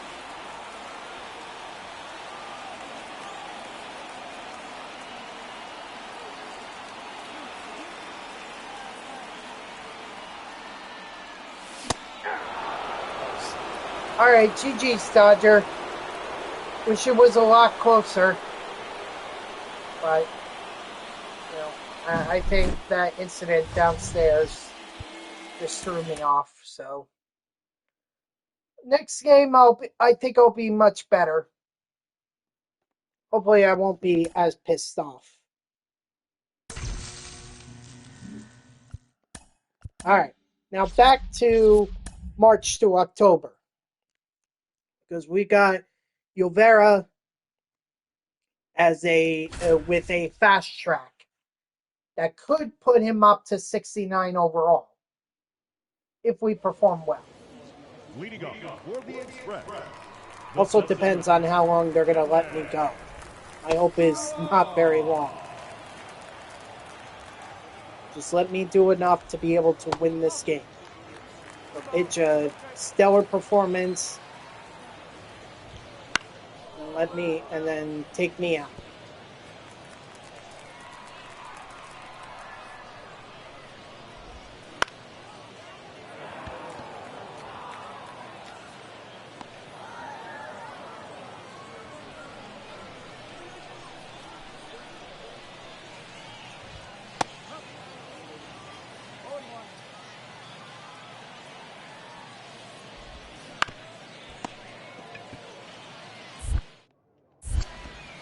You're out. Hey, fielding is important. So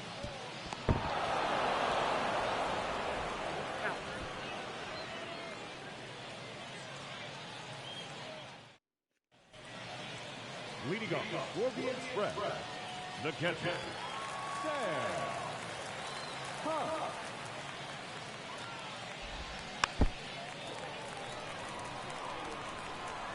Plus, if we win this game, you know, that's a fireball right there.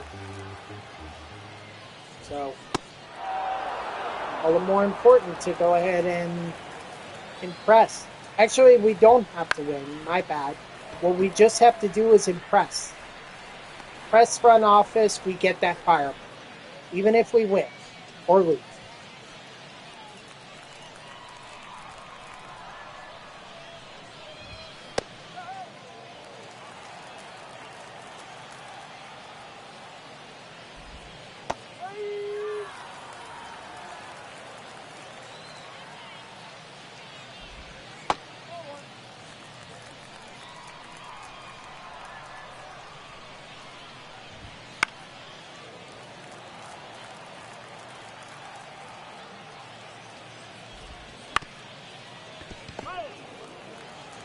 Oh god, this is the one part I hate. Whenever there's a long at bat, strike 3, sit out. Thank goodness.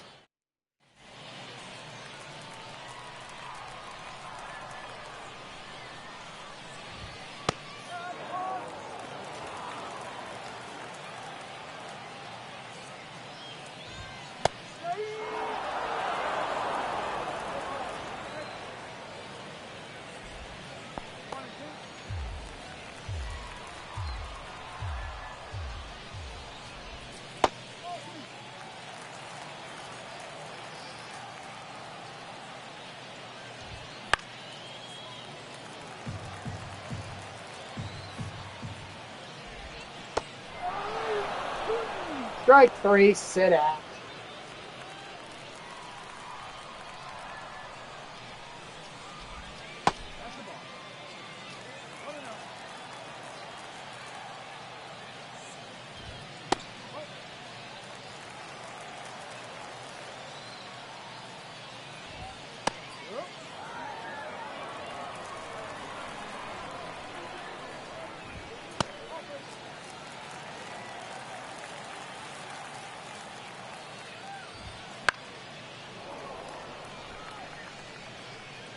Yeah, let me get it.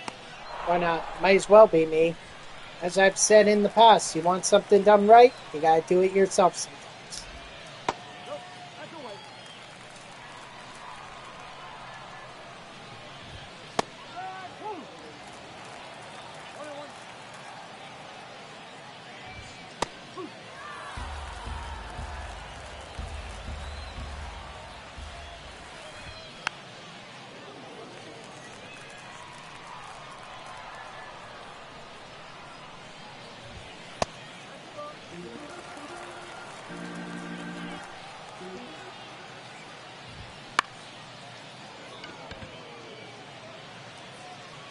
Good.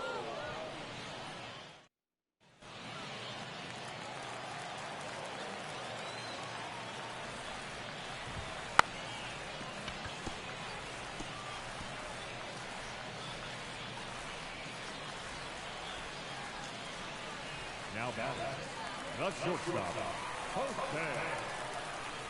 Guerrero. No, he's in there. Just gotta keep them close.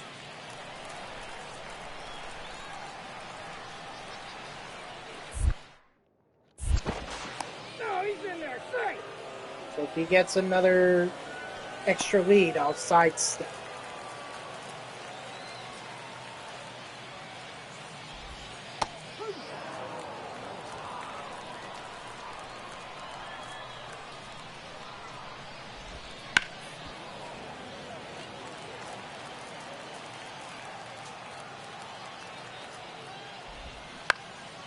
There we go. That might be a double play right there. Pitcher's best friend. Yes, sir. Now batting, first baseman, Daniel Lowe. Lowe. And he's going to get a base.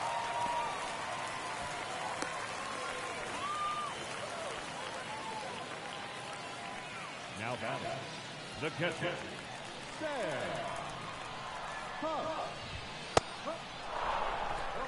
One strike.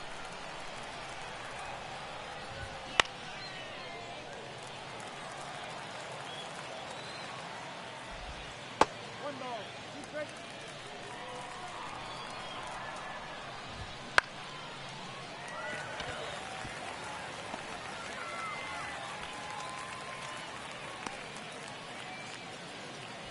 Oh, that's Sam Huff, their top prospect catcher.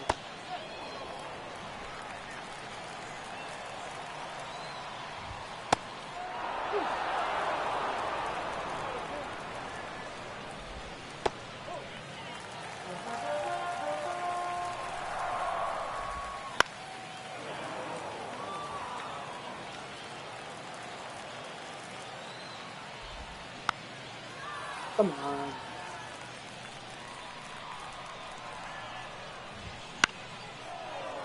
At least we're getting out of this inning, so thank goodness for that.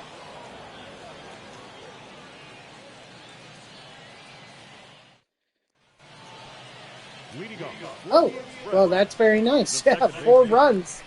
That gives me a lot of, that gives me some breathing room.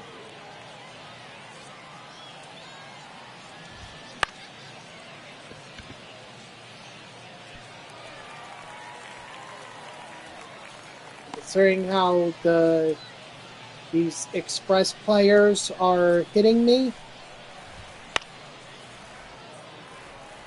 they want as much breathing room as possible.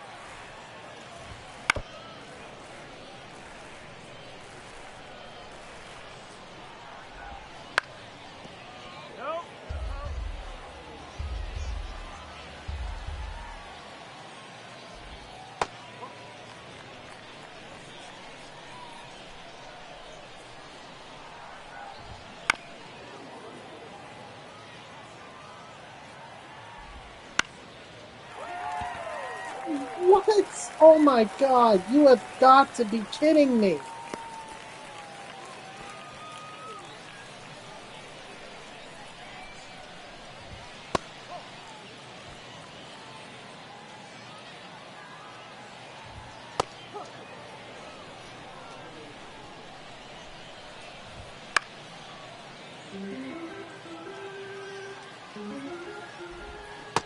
Strike 3, sit out. At least we got that strikeout. That was a huge strikeout. Yeah.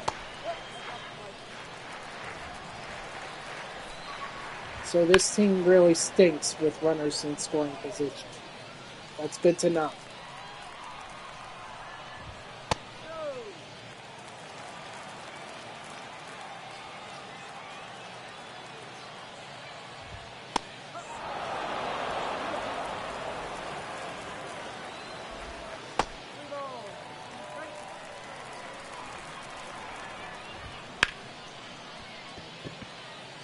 Well, looks like they don't stink anymore, because that's going to drive in 2 runs.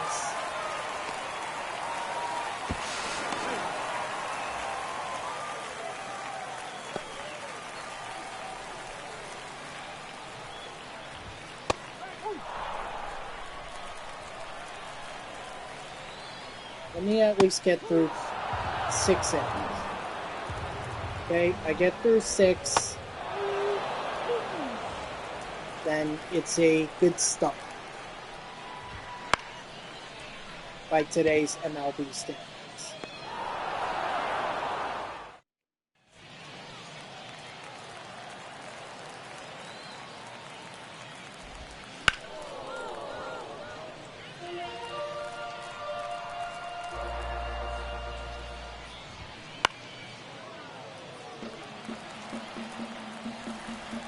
Wait, Nathaniel Lowe has 40 home runs in this.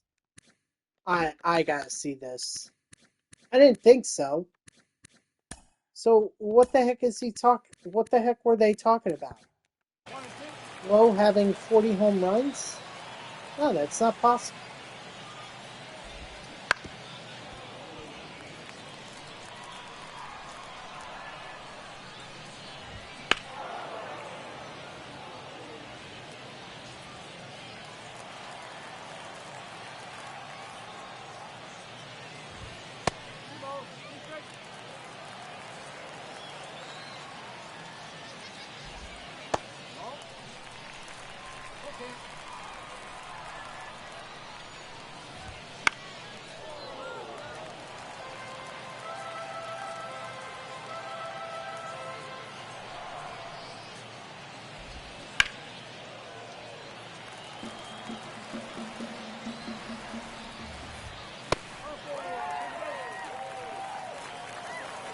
fucking great. Absolutely great, you know. Because I clearly wanted to walk Nathaniel Law. I mean, at the end of the day, we got the double play, but still, like, that's so aggravating. I'm pitching it where the catcher wants it.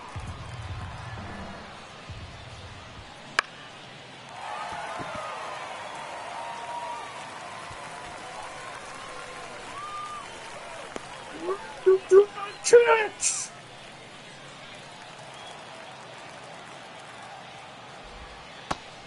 That's a ball. One ball. No strike.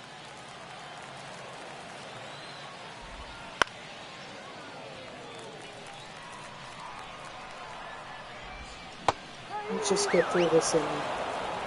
They're probably going to take me out. As they should.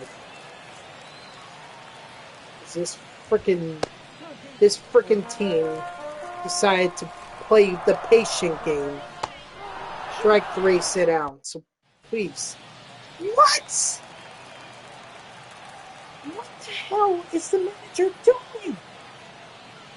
I am in the red. This manager is going to cost me a quality start. If that cost me a player boost, oh, I'm gonna.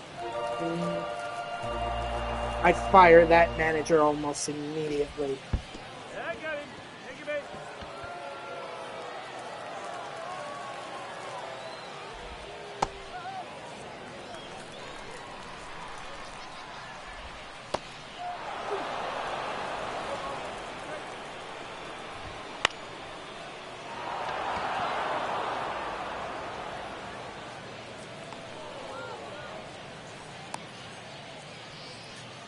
Shouldn't even had to go 7 innings.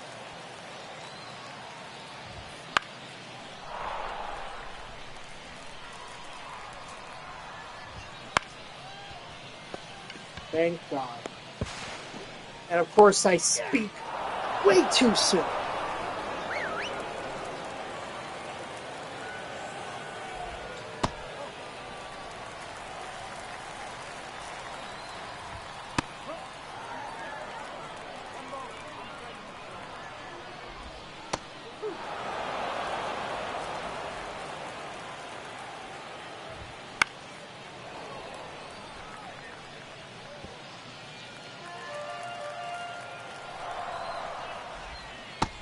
Strike 3.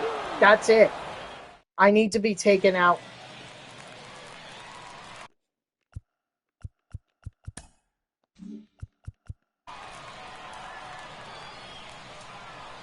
I swear to God, this manager is going to cost me a freaking quality start. And all for what? This game makes no sense.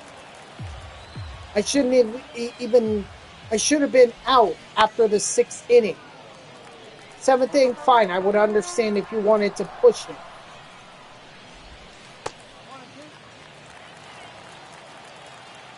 But now the 8th?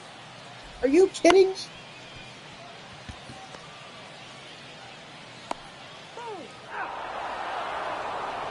Take me out. You got a lefty player. Take me out.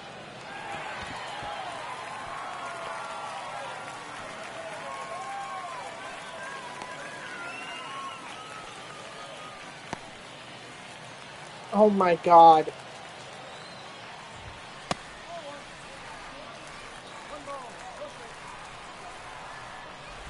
I think this game doesn't want me to get a quality start. That is the only logical explanation I can give for this, because this should not even. Now we got runner in a scoring position. Now, Thank you. number 50. Oh my God.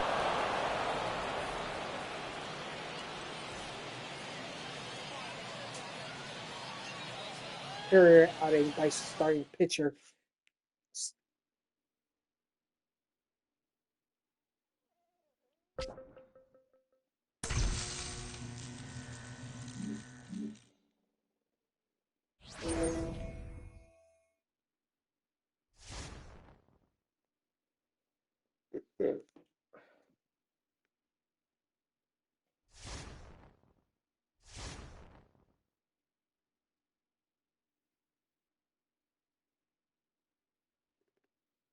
So the Mets want to give me Tyrone Taylor, and I gotta give them Jonathan Clase and Jared Sunstrom. No. The Marlins are offering me Josh Bell, which that would certainly be an upgrade over Ty France.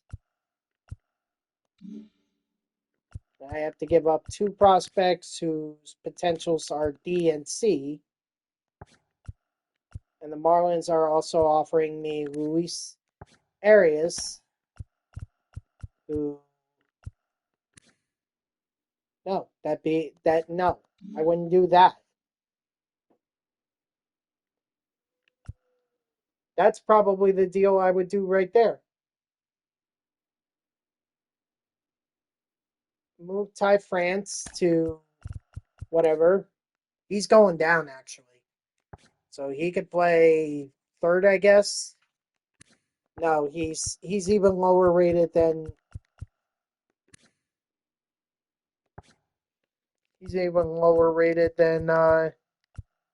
Luis Urias is.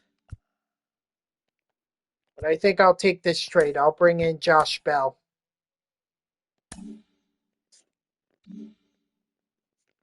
So Josh Bell, he's going to get a player lock. Gotta improve this team somehow. Gotta improve it.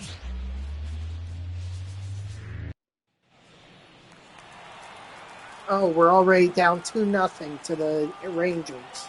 Nice.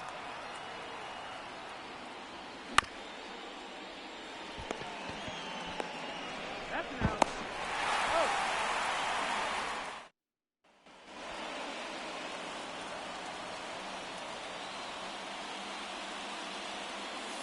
Yep, that ball went out.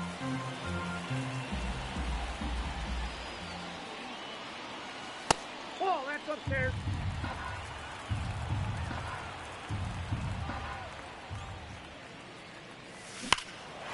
Josh Bell with a home run.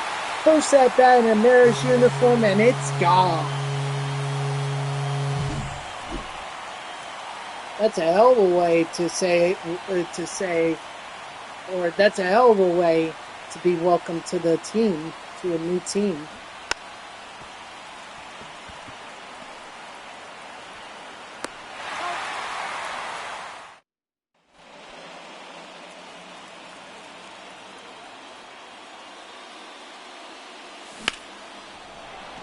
Now I just got greedy.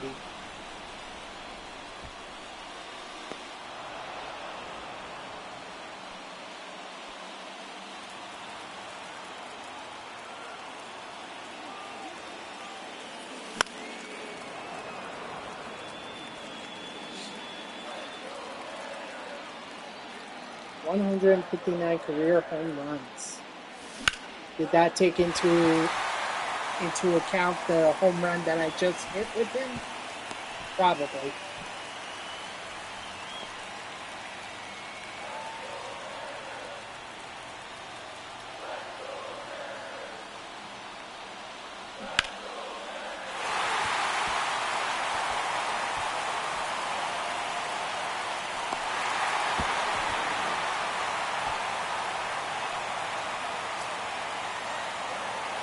Come on, boy.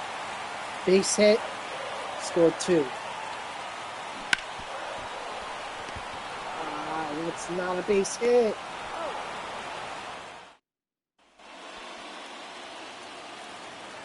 All right, my turn.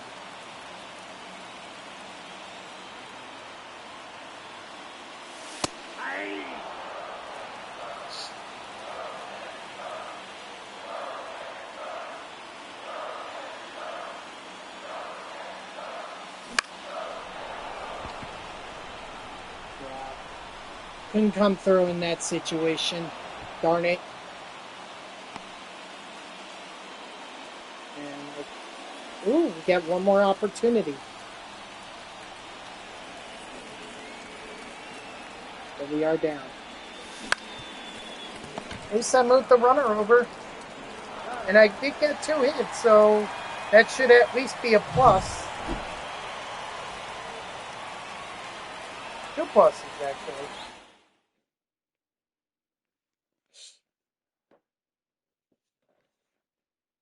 Good. That means he may be close, if not over 80 overall. Yeah, it sucks to get the loss, but nothing I could do about that.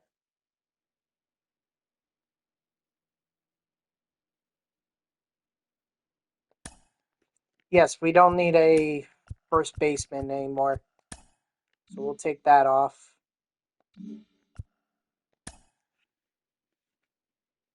I'm sorry, I wish I could, but he wouldn't replace anyone, and honestly he would relieve Vo. Vo would just go down. He's at 62 overall. He's a long reliever. That's what that's what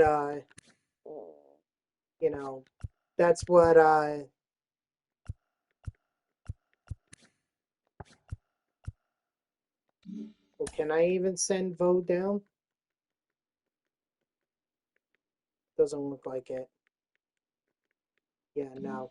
Sorry. If I can't send Vo down, there's no reason.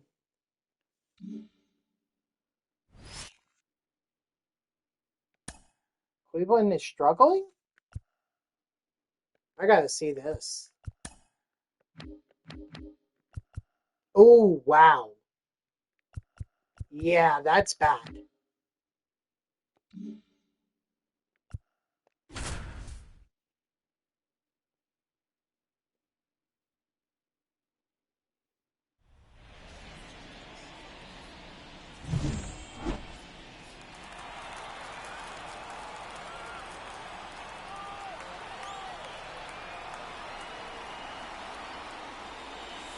One and out.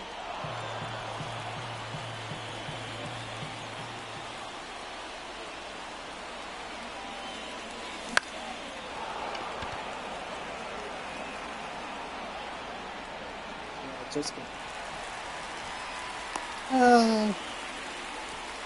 are you gonna do? The left fielder, Well, number not 12, pop out. That's one thing you can do.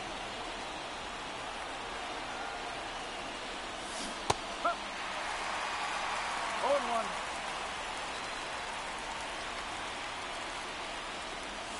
Oh,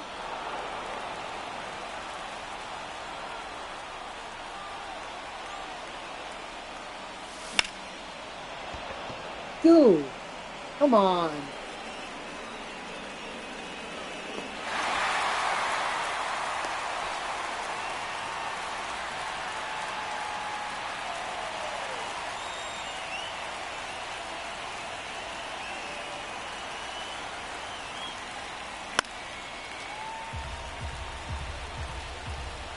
Lucky I just felt that one off. Because that would have been a lot worse. oh.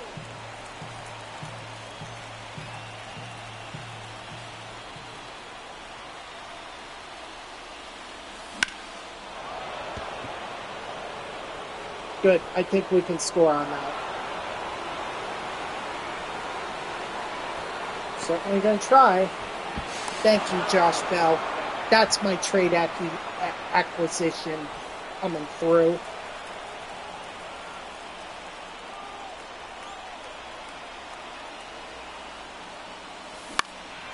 No, nope, that's a foul ball.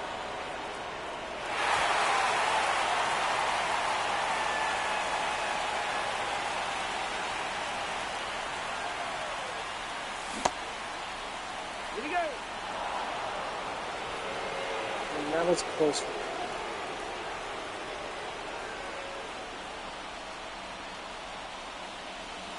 Two ball. One strike.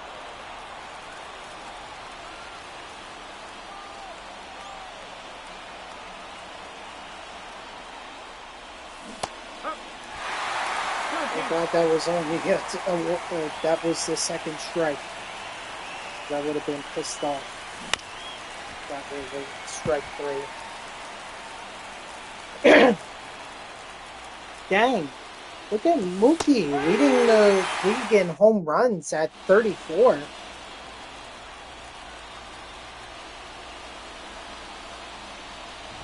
On pace for 74.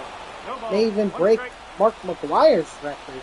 That'd be pretty impressive.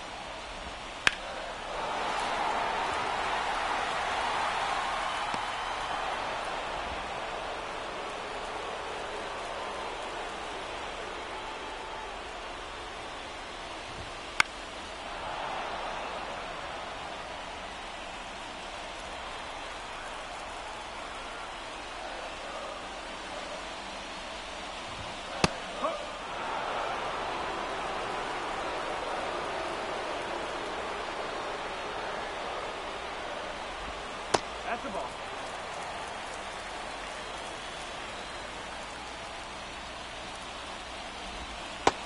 Strike 3, sit out.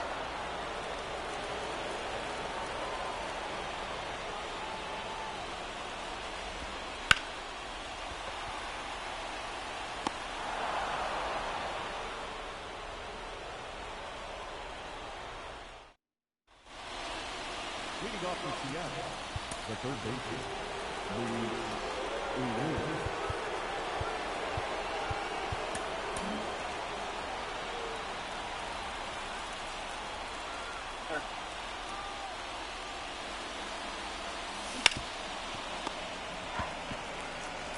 So the problem before was I was getting underneath it. Now I'm getting on top of it. There's no in between. Yeah, I hope that gets out.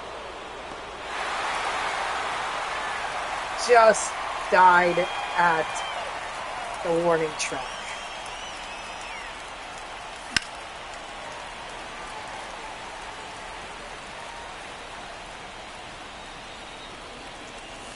One ball, one strike.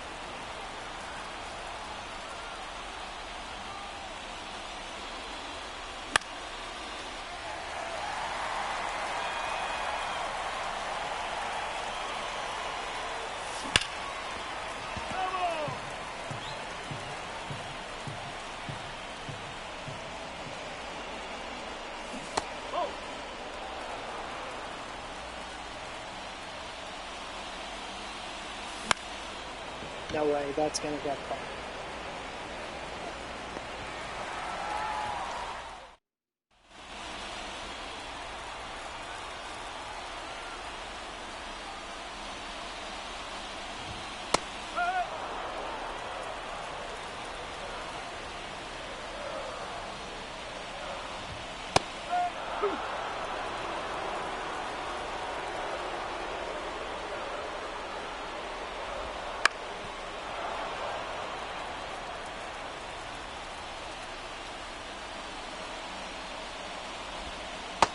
Strike 3, sit out.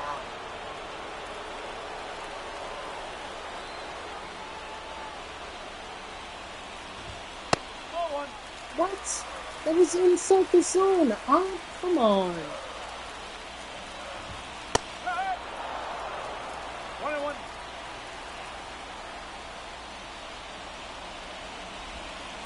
Oop. 1-2.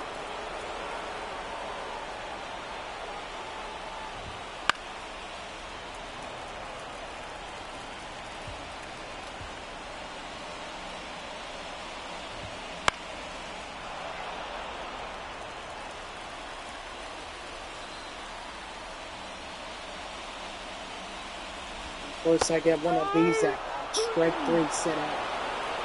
The Red Scott Gavin Lux. How about that? That was a player not even on my radar in terms of a trade. What did the Dodgers get back for him?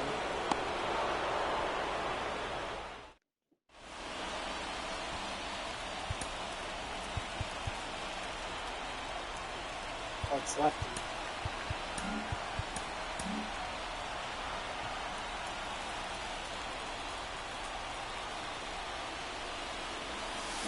0-1.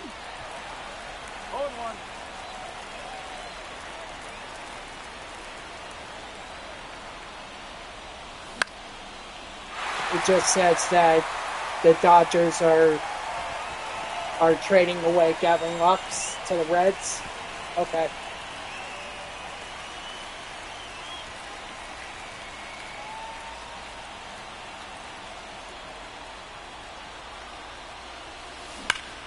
There we go. Thank you, Mitch Garver.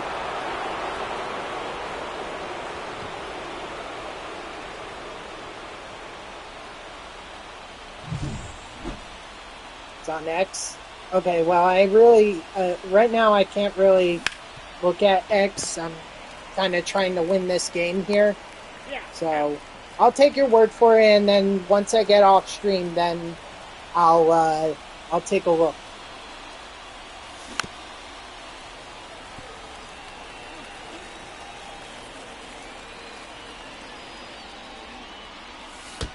That hit him. Take your bait.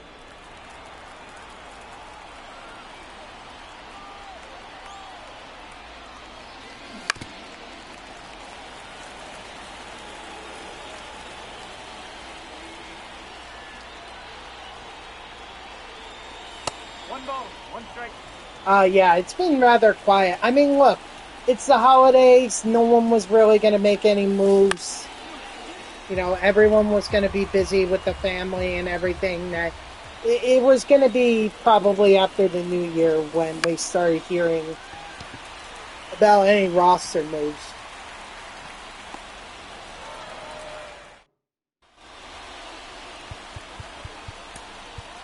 Now pitching for Seattle, number 55. So, well, it's still a lot of time. I mean, Roki Sasaki is still out there. Although his agent, from what I understand, is saying he's not going to make a decision until, you know, after June 15th, I think is what I heard.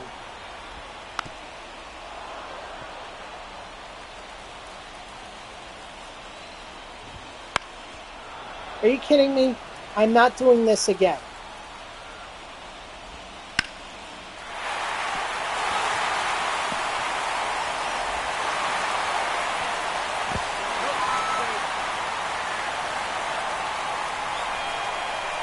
It's like, what do I do? Because the game is clearly not helping me here. And I've blown more saves than I think I have with the Giants bullpen. And the Giants bullpen stinks.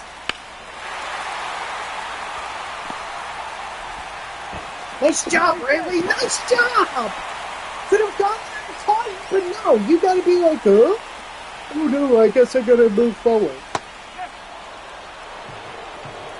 I swear to God, if we lose this game, I'm going to be pissed.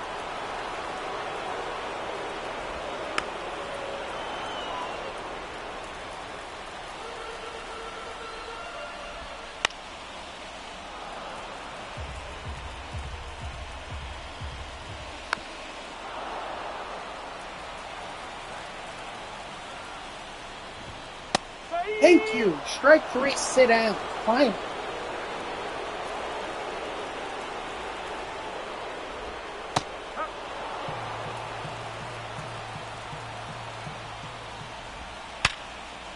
And there we go. I probably just lost the game right there.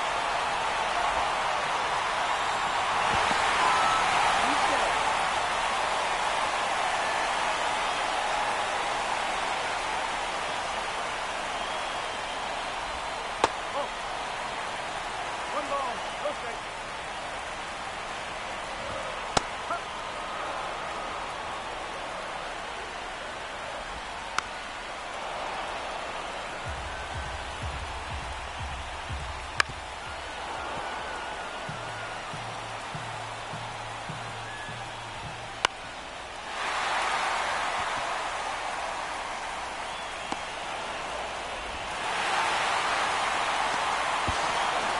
Thank God.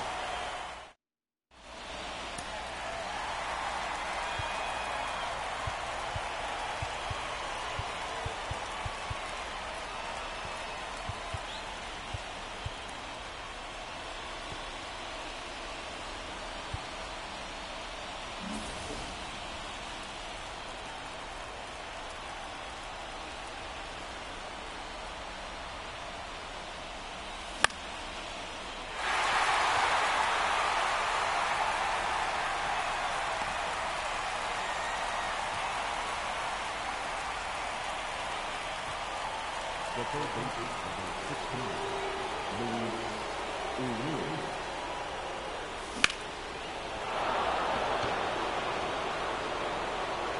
At least that's gone. Why is it the bottom of the order that I hit well with, but everyone else is... I don't understand.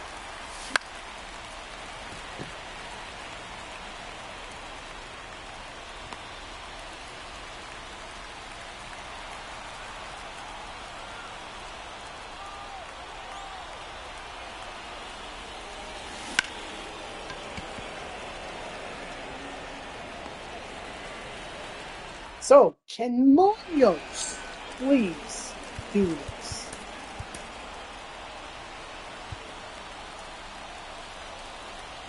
Now pitching for the Yankees, number 75, Andre Munoz.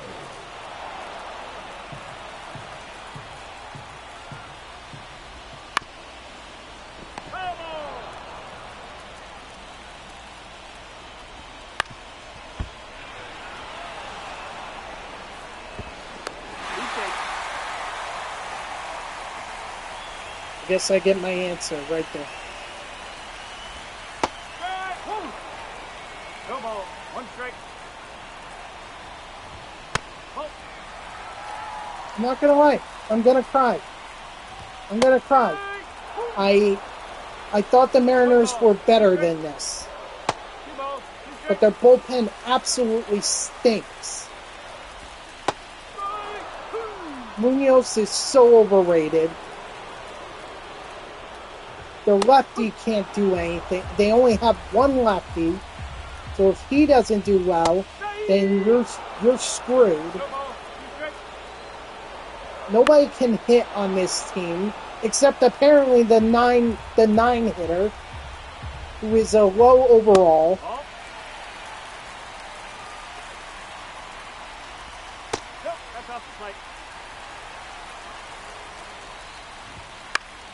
I thought this team would be better. I really did.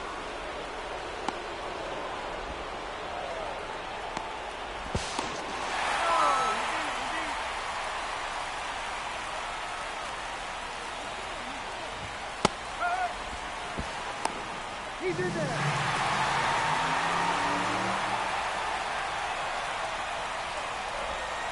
No, that's a ball.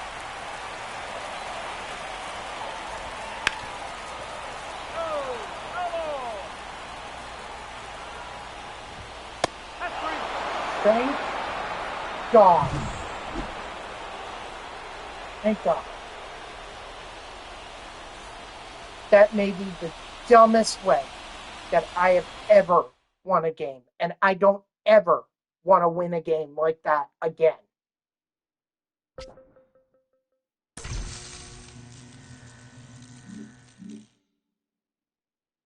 That was so freaking stupid.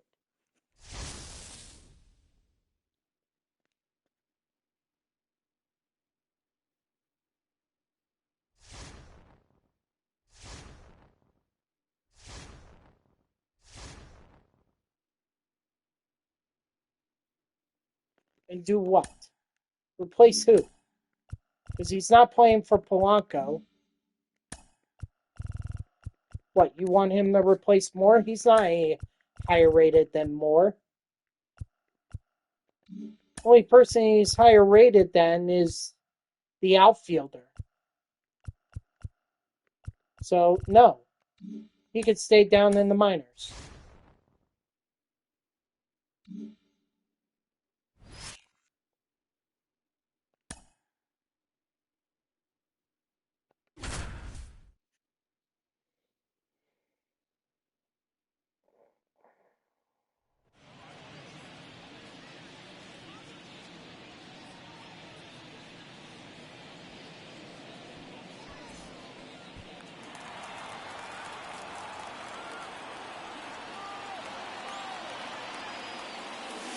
Whoa, that pitch is out.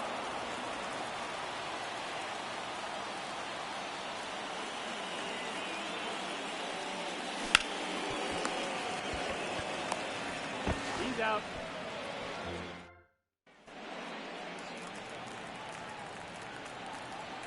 I'm only giving Logan Gilbert one more inning to get a win. So you better hope. 0-2 is the count. Better hope.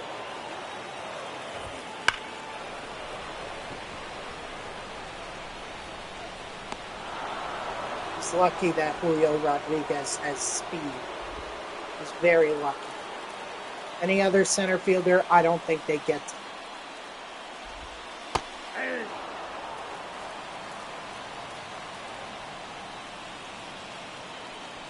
I think after I'm done with this stream, I think I'm going to go live. Oh, that's off the plate. I think I need it. I'm definitely going to pause playing this game.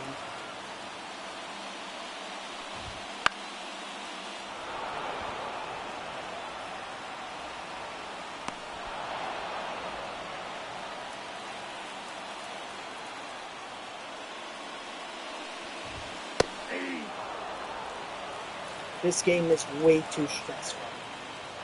At least in March to October, well, Julio speed is not going to help you out there, Logan Gilbert.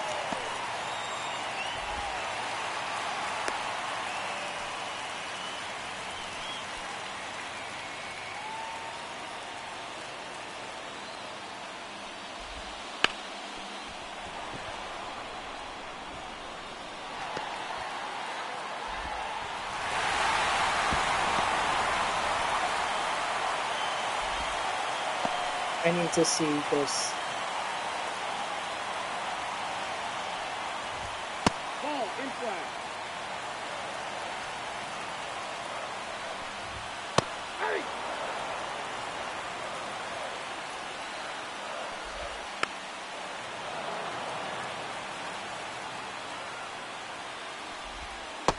Strike three. Sit down. I'm out.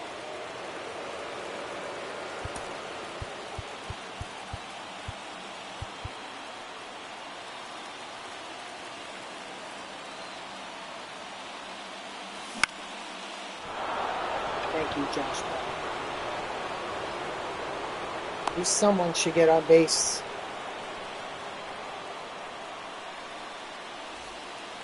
The right fielder, number 8, Dominic Canzone. Ball, that's inside.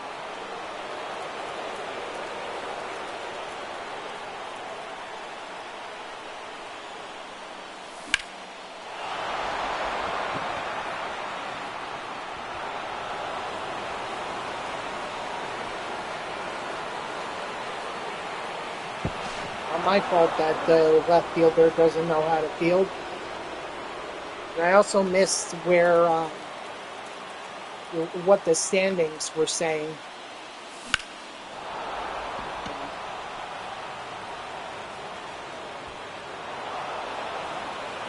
I know they said we were in the lead, but I didn't see by how much. Now pitching for the Rays, number 38, Colin Jose.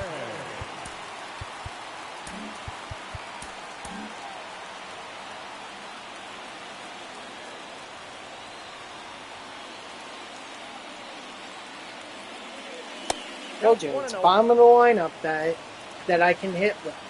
It's not the middle of the order, it's not the top of the lineup. It's only the bottom third. I can't explain. I really can't. All I can do is just keep rolling with it because it works.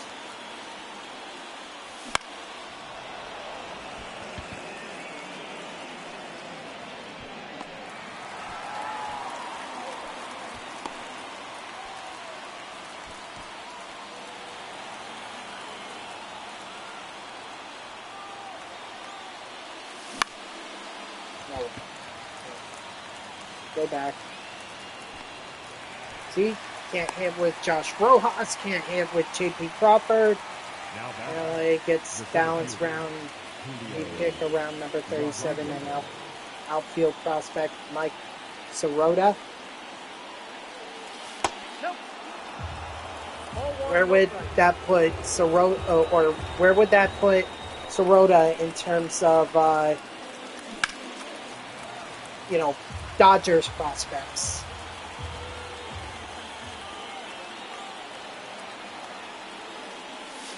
Ball lefty.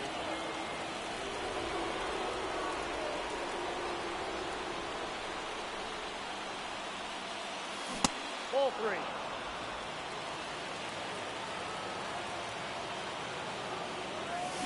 Hey, Okay, all right. got a full count. 3-2. Well, I mean, maybe the website for the Reds hasn't updated their prospects list wise. Maybe you can check to see where he was in their prospects,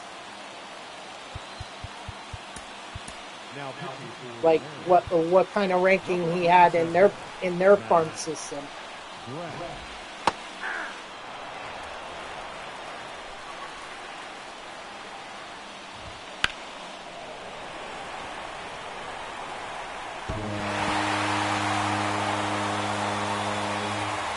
This game doesn't want me to win.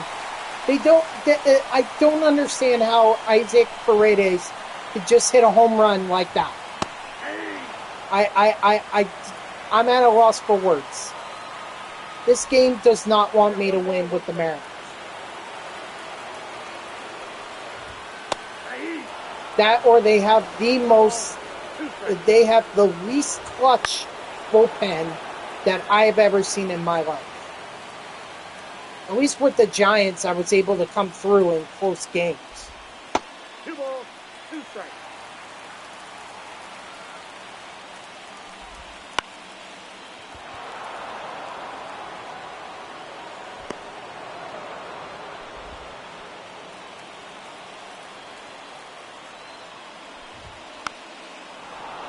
Let's see, what is Brash's pitching clutch?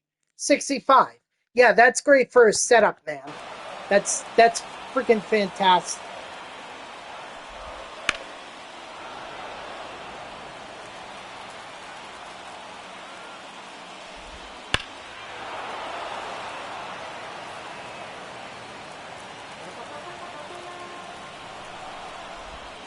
Ball one. Honestly, a 62 overall has a better clutch rating than one of our best relievers overall wise.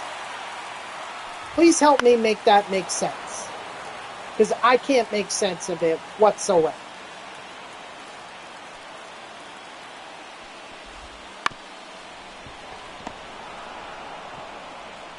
Out.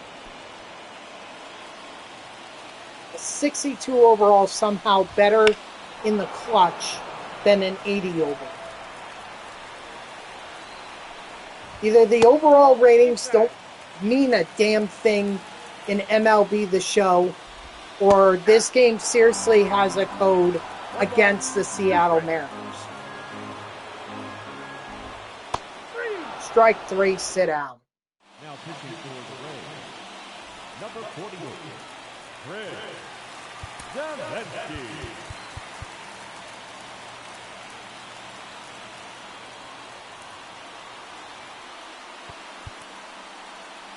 Spears should have been better. He had a 78. Stanek has a 79. Bo has none. Scalfini doesn't have any.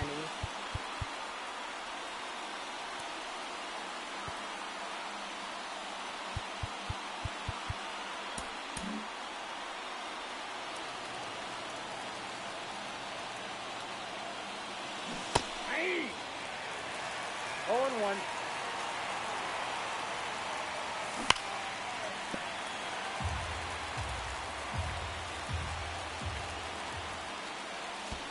One ball, 2 strikes.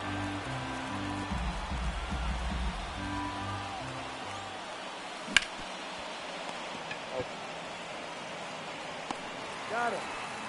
Good timing on top of it. Ground ball. Fine. That's fine. Nope, that's the ball. Count 1-0.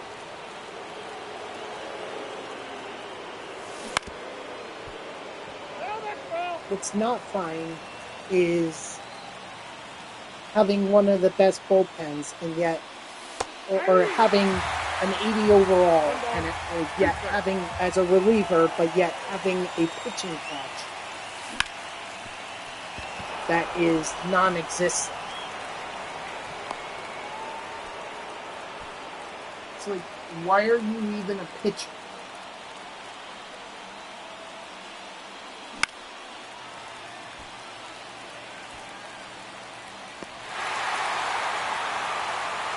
Could I have advanced there? Yeah, I probably should have.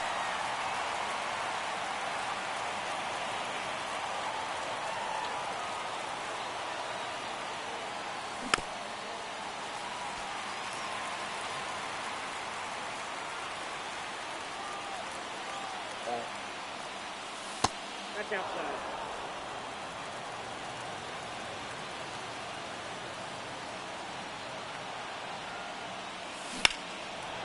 Now I'm hoping that Josh Bell is going to come through.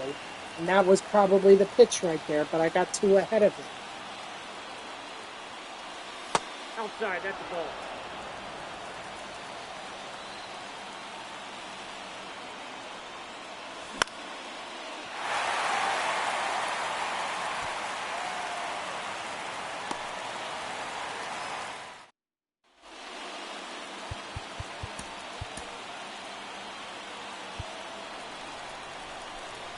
Now pitching for Seattle, number 0, Gregory Santos. Many extra innings. It should be done with in the ninth, and yet I'm going to extras with the Mariners.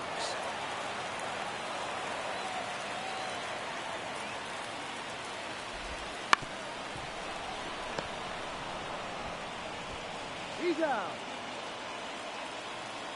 Against the Tampa Bay Rays, for crying out loud. Yeah.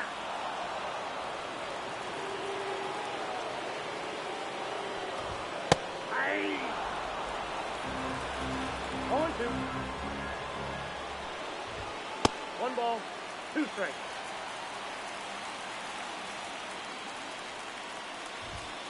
Two balls, 2 strikes.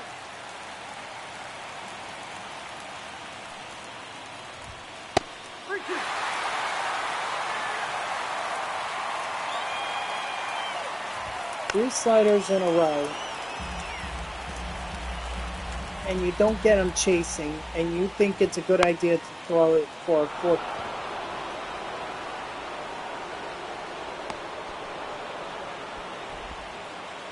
The right fielder, number 15.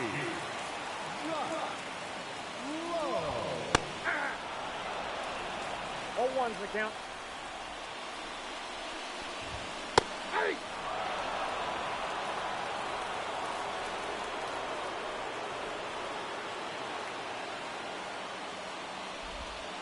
That's out.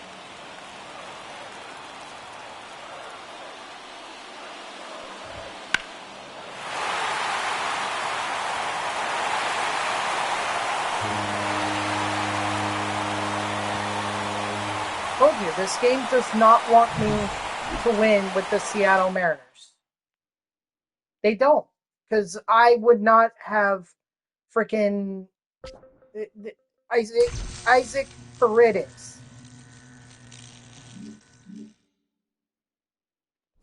Oh my god! And now because of that, we're in the ice momentum,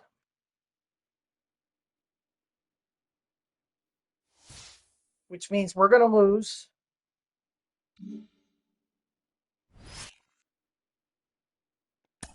Survive a close game. No, I am done. Okay, I'm done. I'm sick of this. I'm calling it a stream, guys. Thank you to everyone who tuned in. I really appreciate it. I'm sorry I'm flustered. There's been a lot of things that just haven't gone my way, and now I got this. So tomorrow we're gonna take a bit of a break from if it, oh, hold on. If you haven't done so already, please be sure to follow me here on Twitch and or subscribe. Either one would make me a happy person. If you're watching this on YouTube, I thank you so much for tuning in. I hope that you like the video and subscribe to my channel. And if you want to know when I go live, you could follow me on X at TTV NextJGGen 24. You can also turn on notifications here on Twitch. That way Twitch sends you an email every time I start up a stream. Like I said, this was horrible. I mean, I don't understand why the Seattle Mariners cannot come through in the clutch. I really don't understand. Their bullpen stinks, and I really have no one reliable out of the pen to help me out. So I guess it's really pitching that I'm gonna have to look to upgrade in the trade market because as it stands right now, I can't go into October with this. So, but tomorrow, like I said, we're going to take a bit of a break from March to October. The latest Captain Blizzard program is coming out. So we're going to grind that for a little bit. That'll probably take up half the stream, and then the other half. We'll try to right this ship with the Seattle Mariners. I'm very doubtful on it. But be sure to tune in tomorrow at 3 p.m. Eastern, excuse me. And until then, guys, have a good night.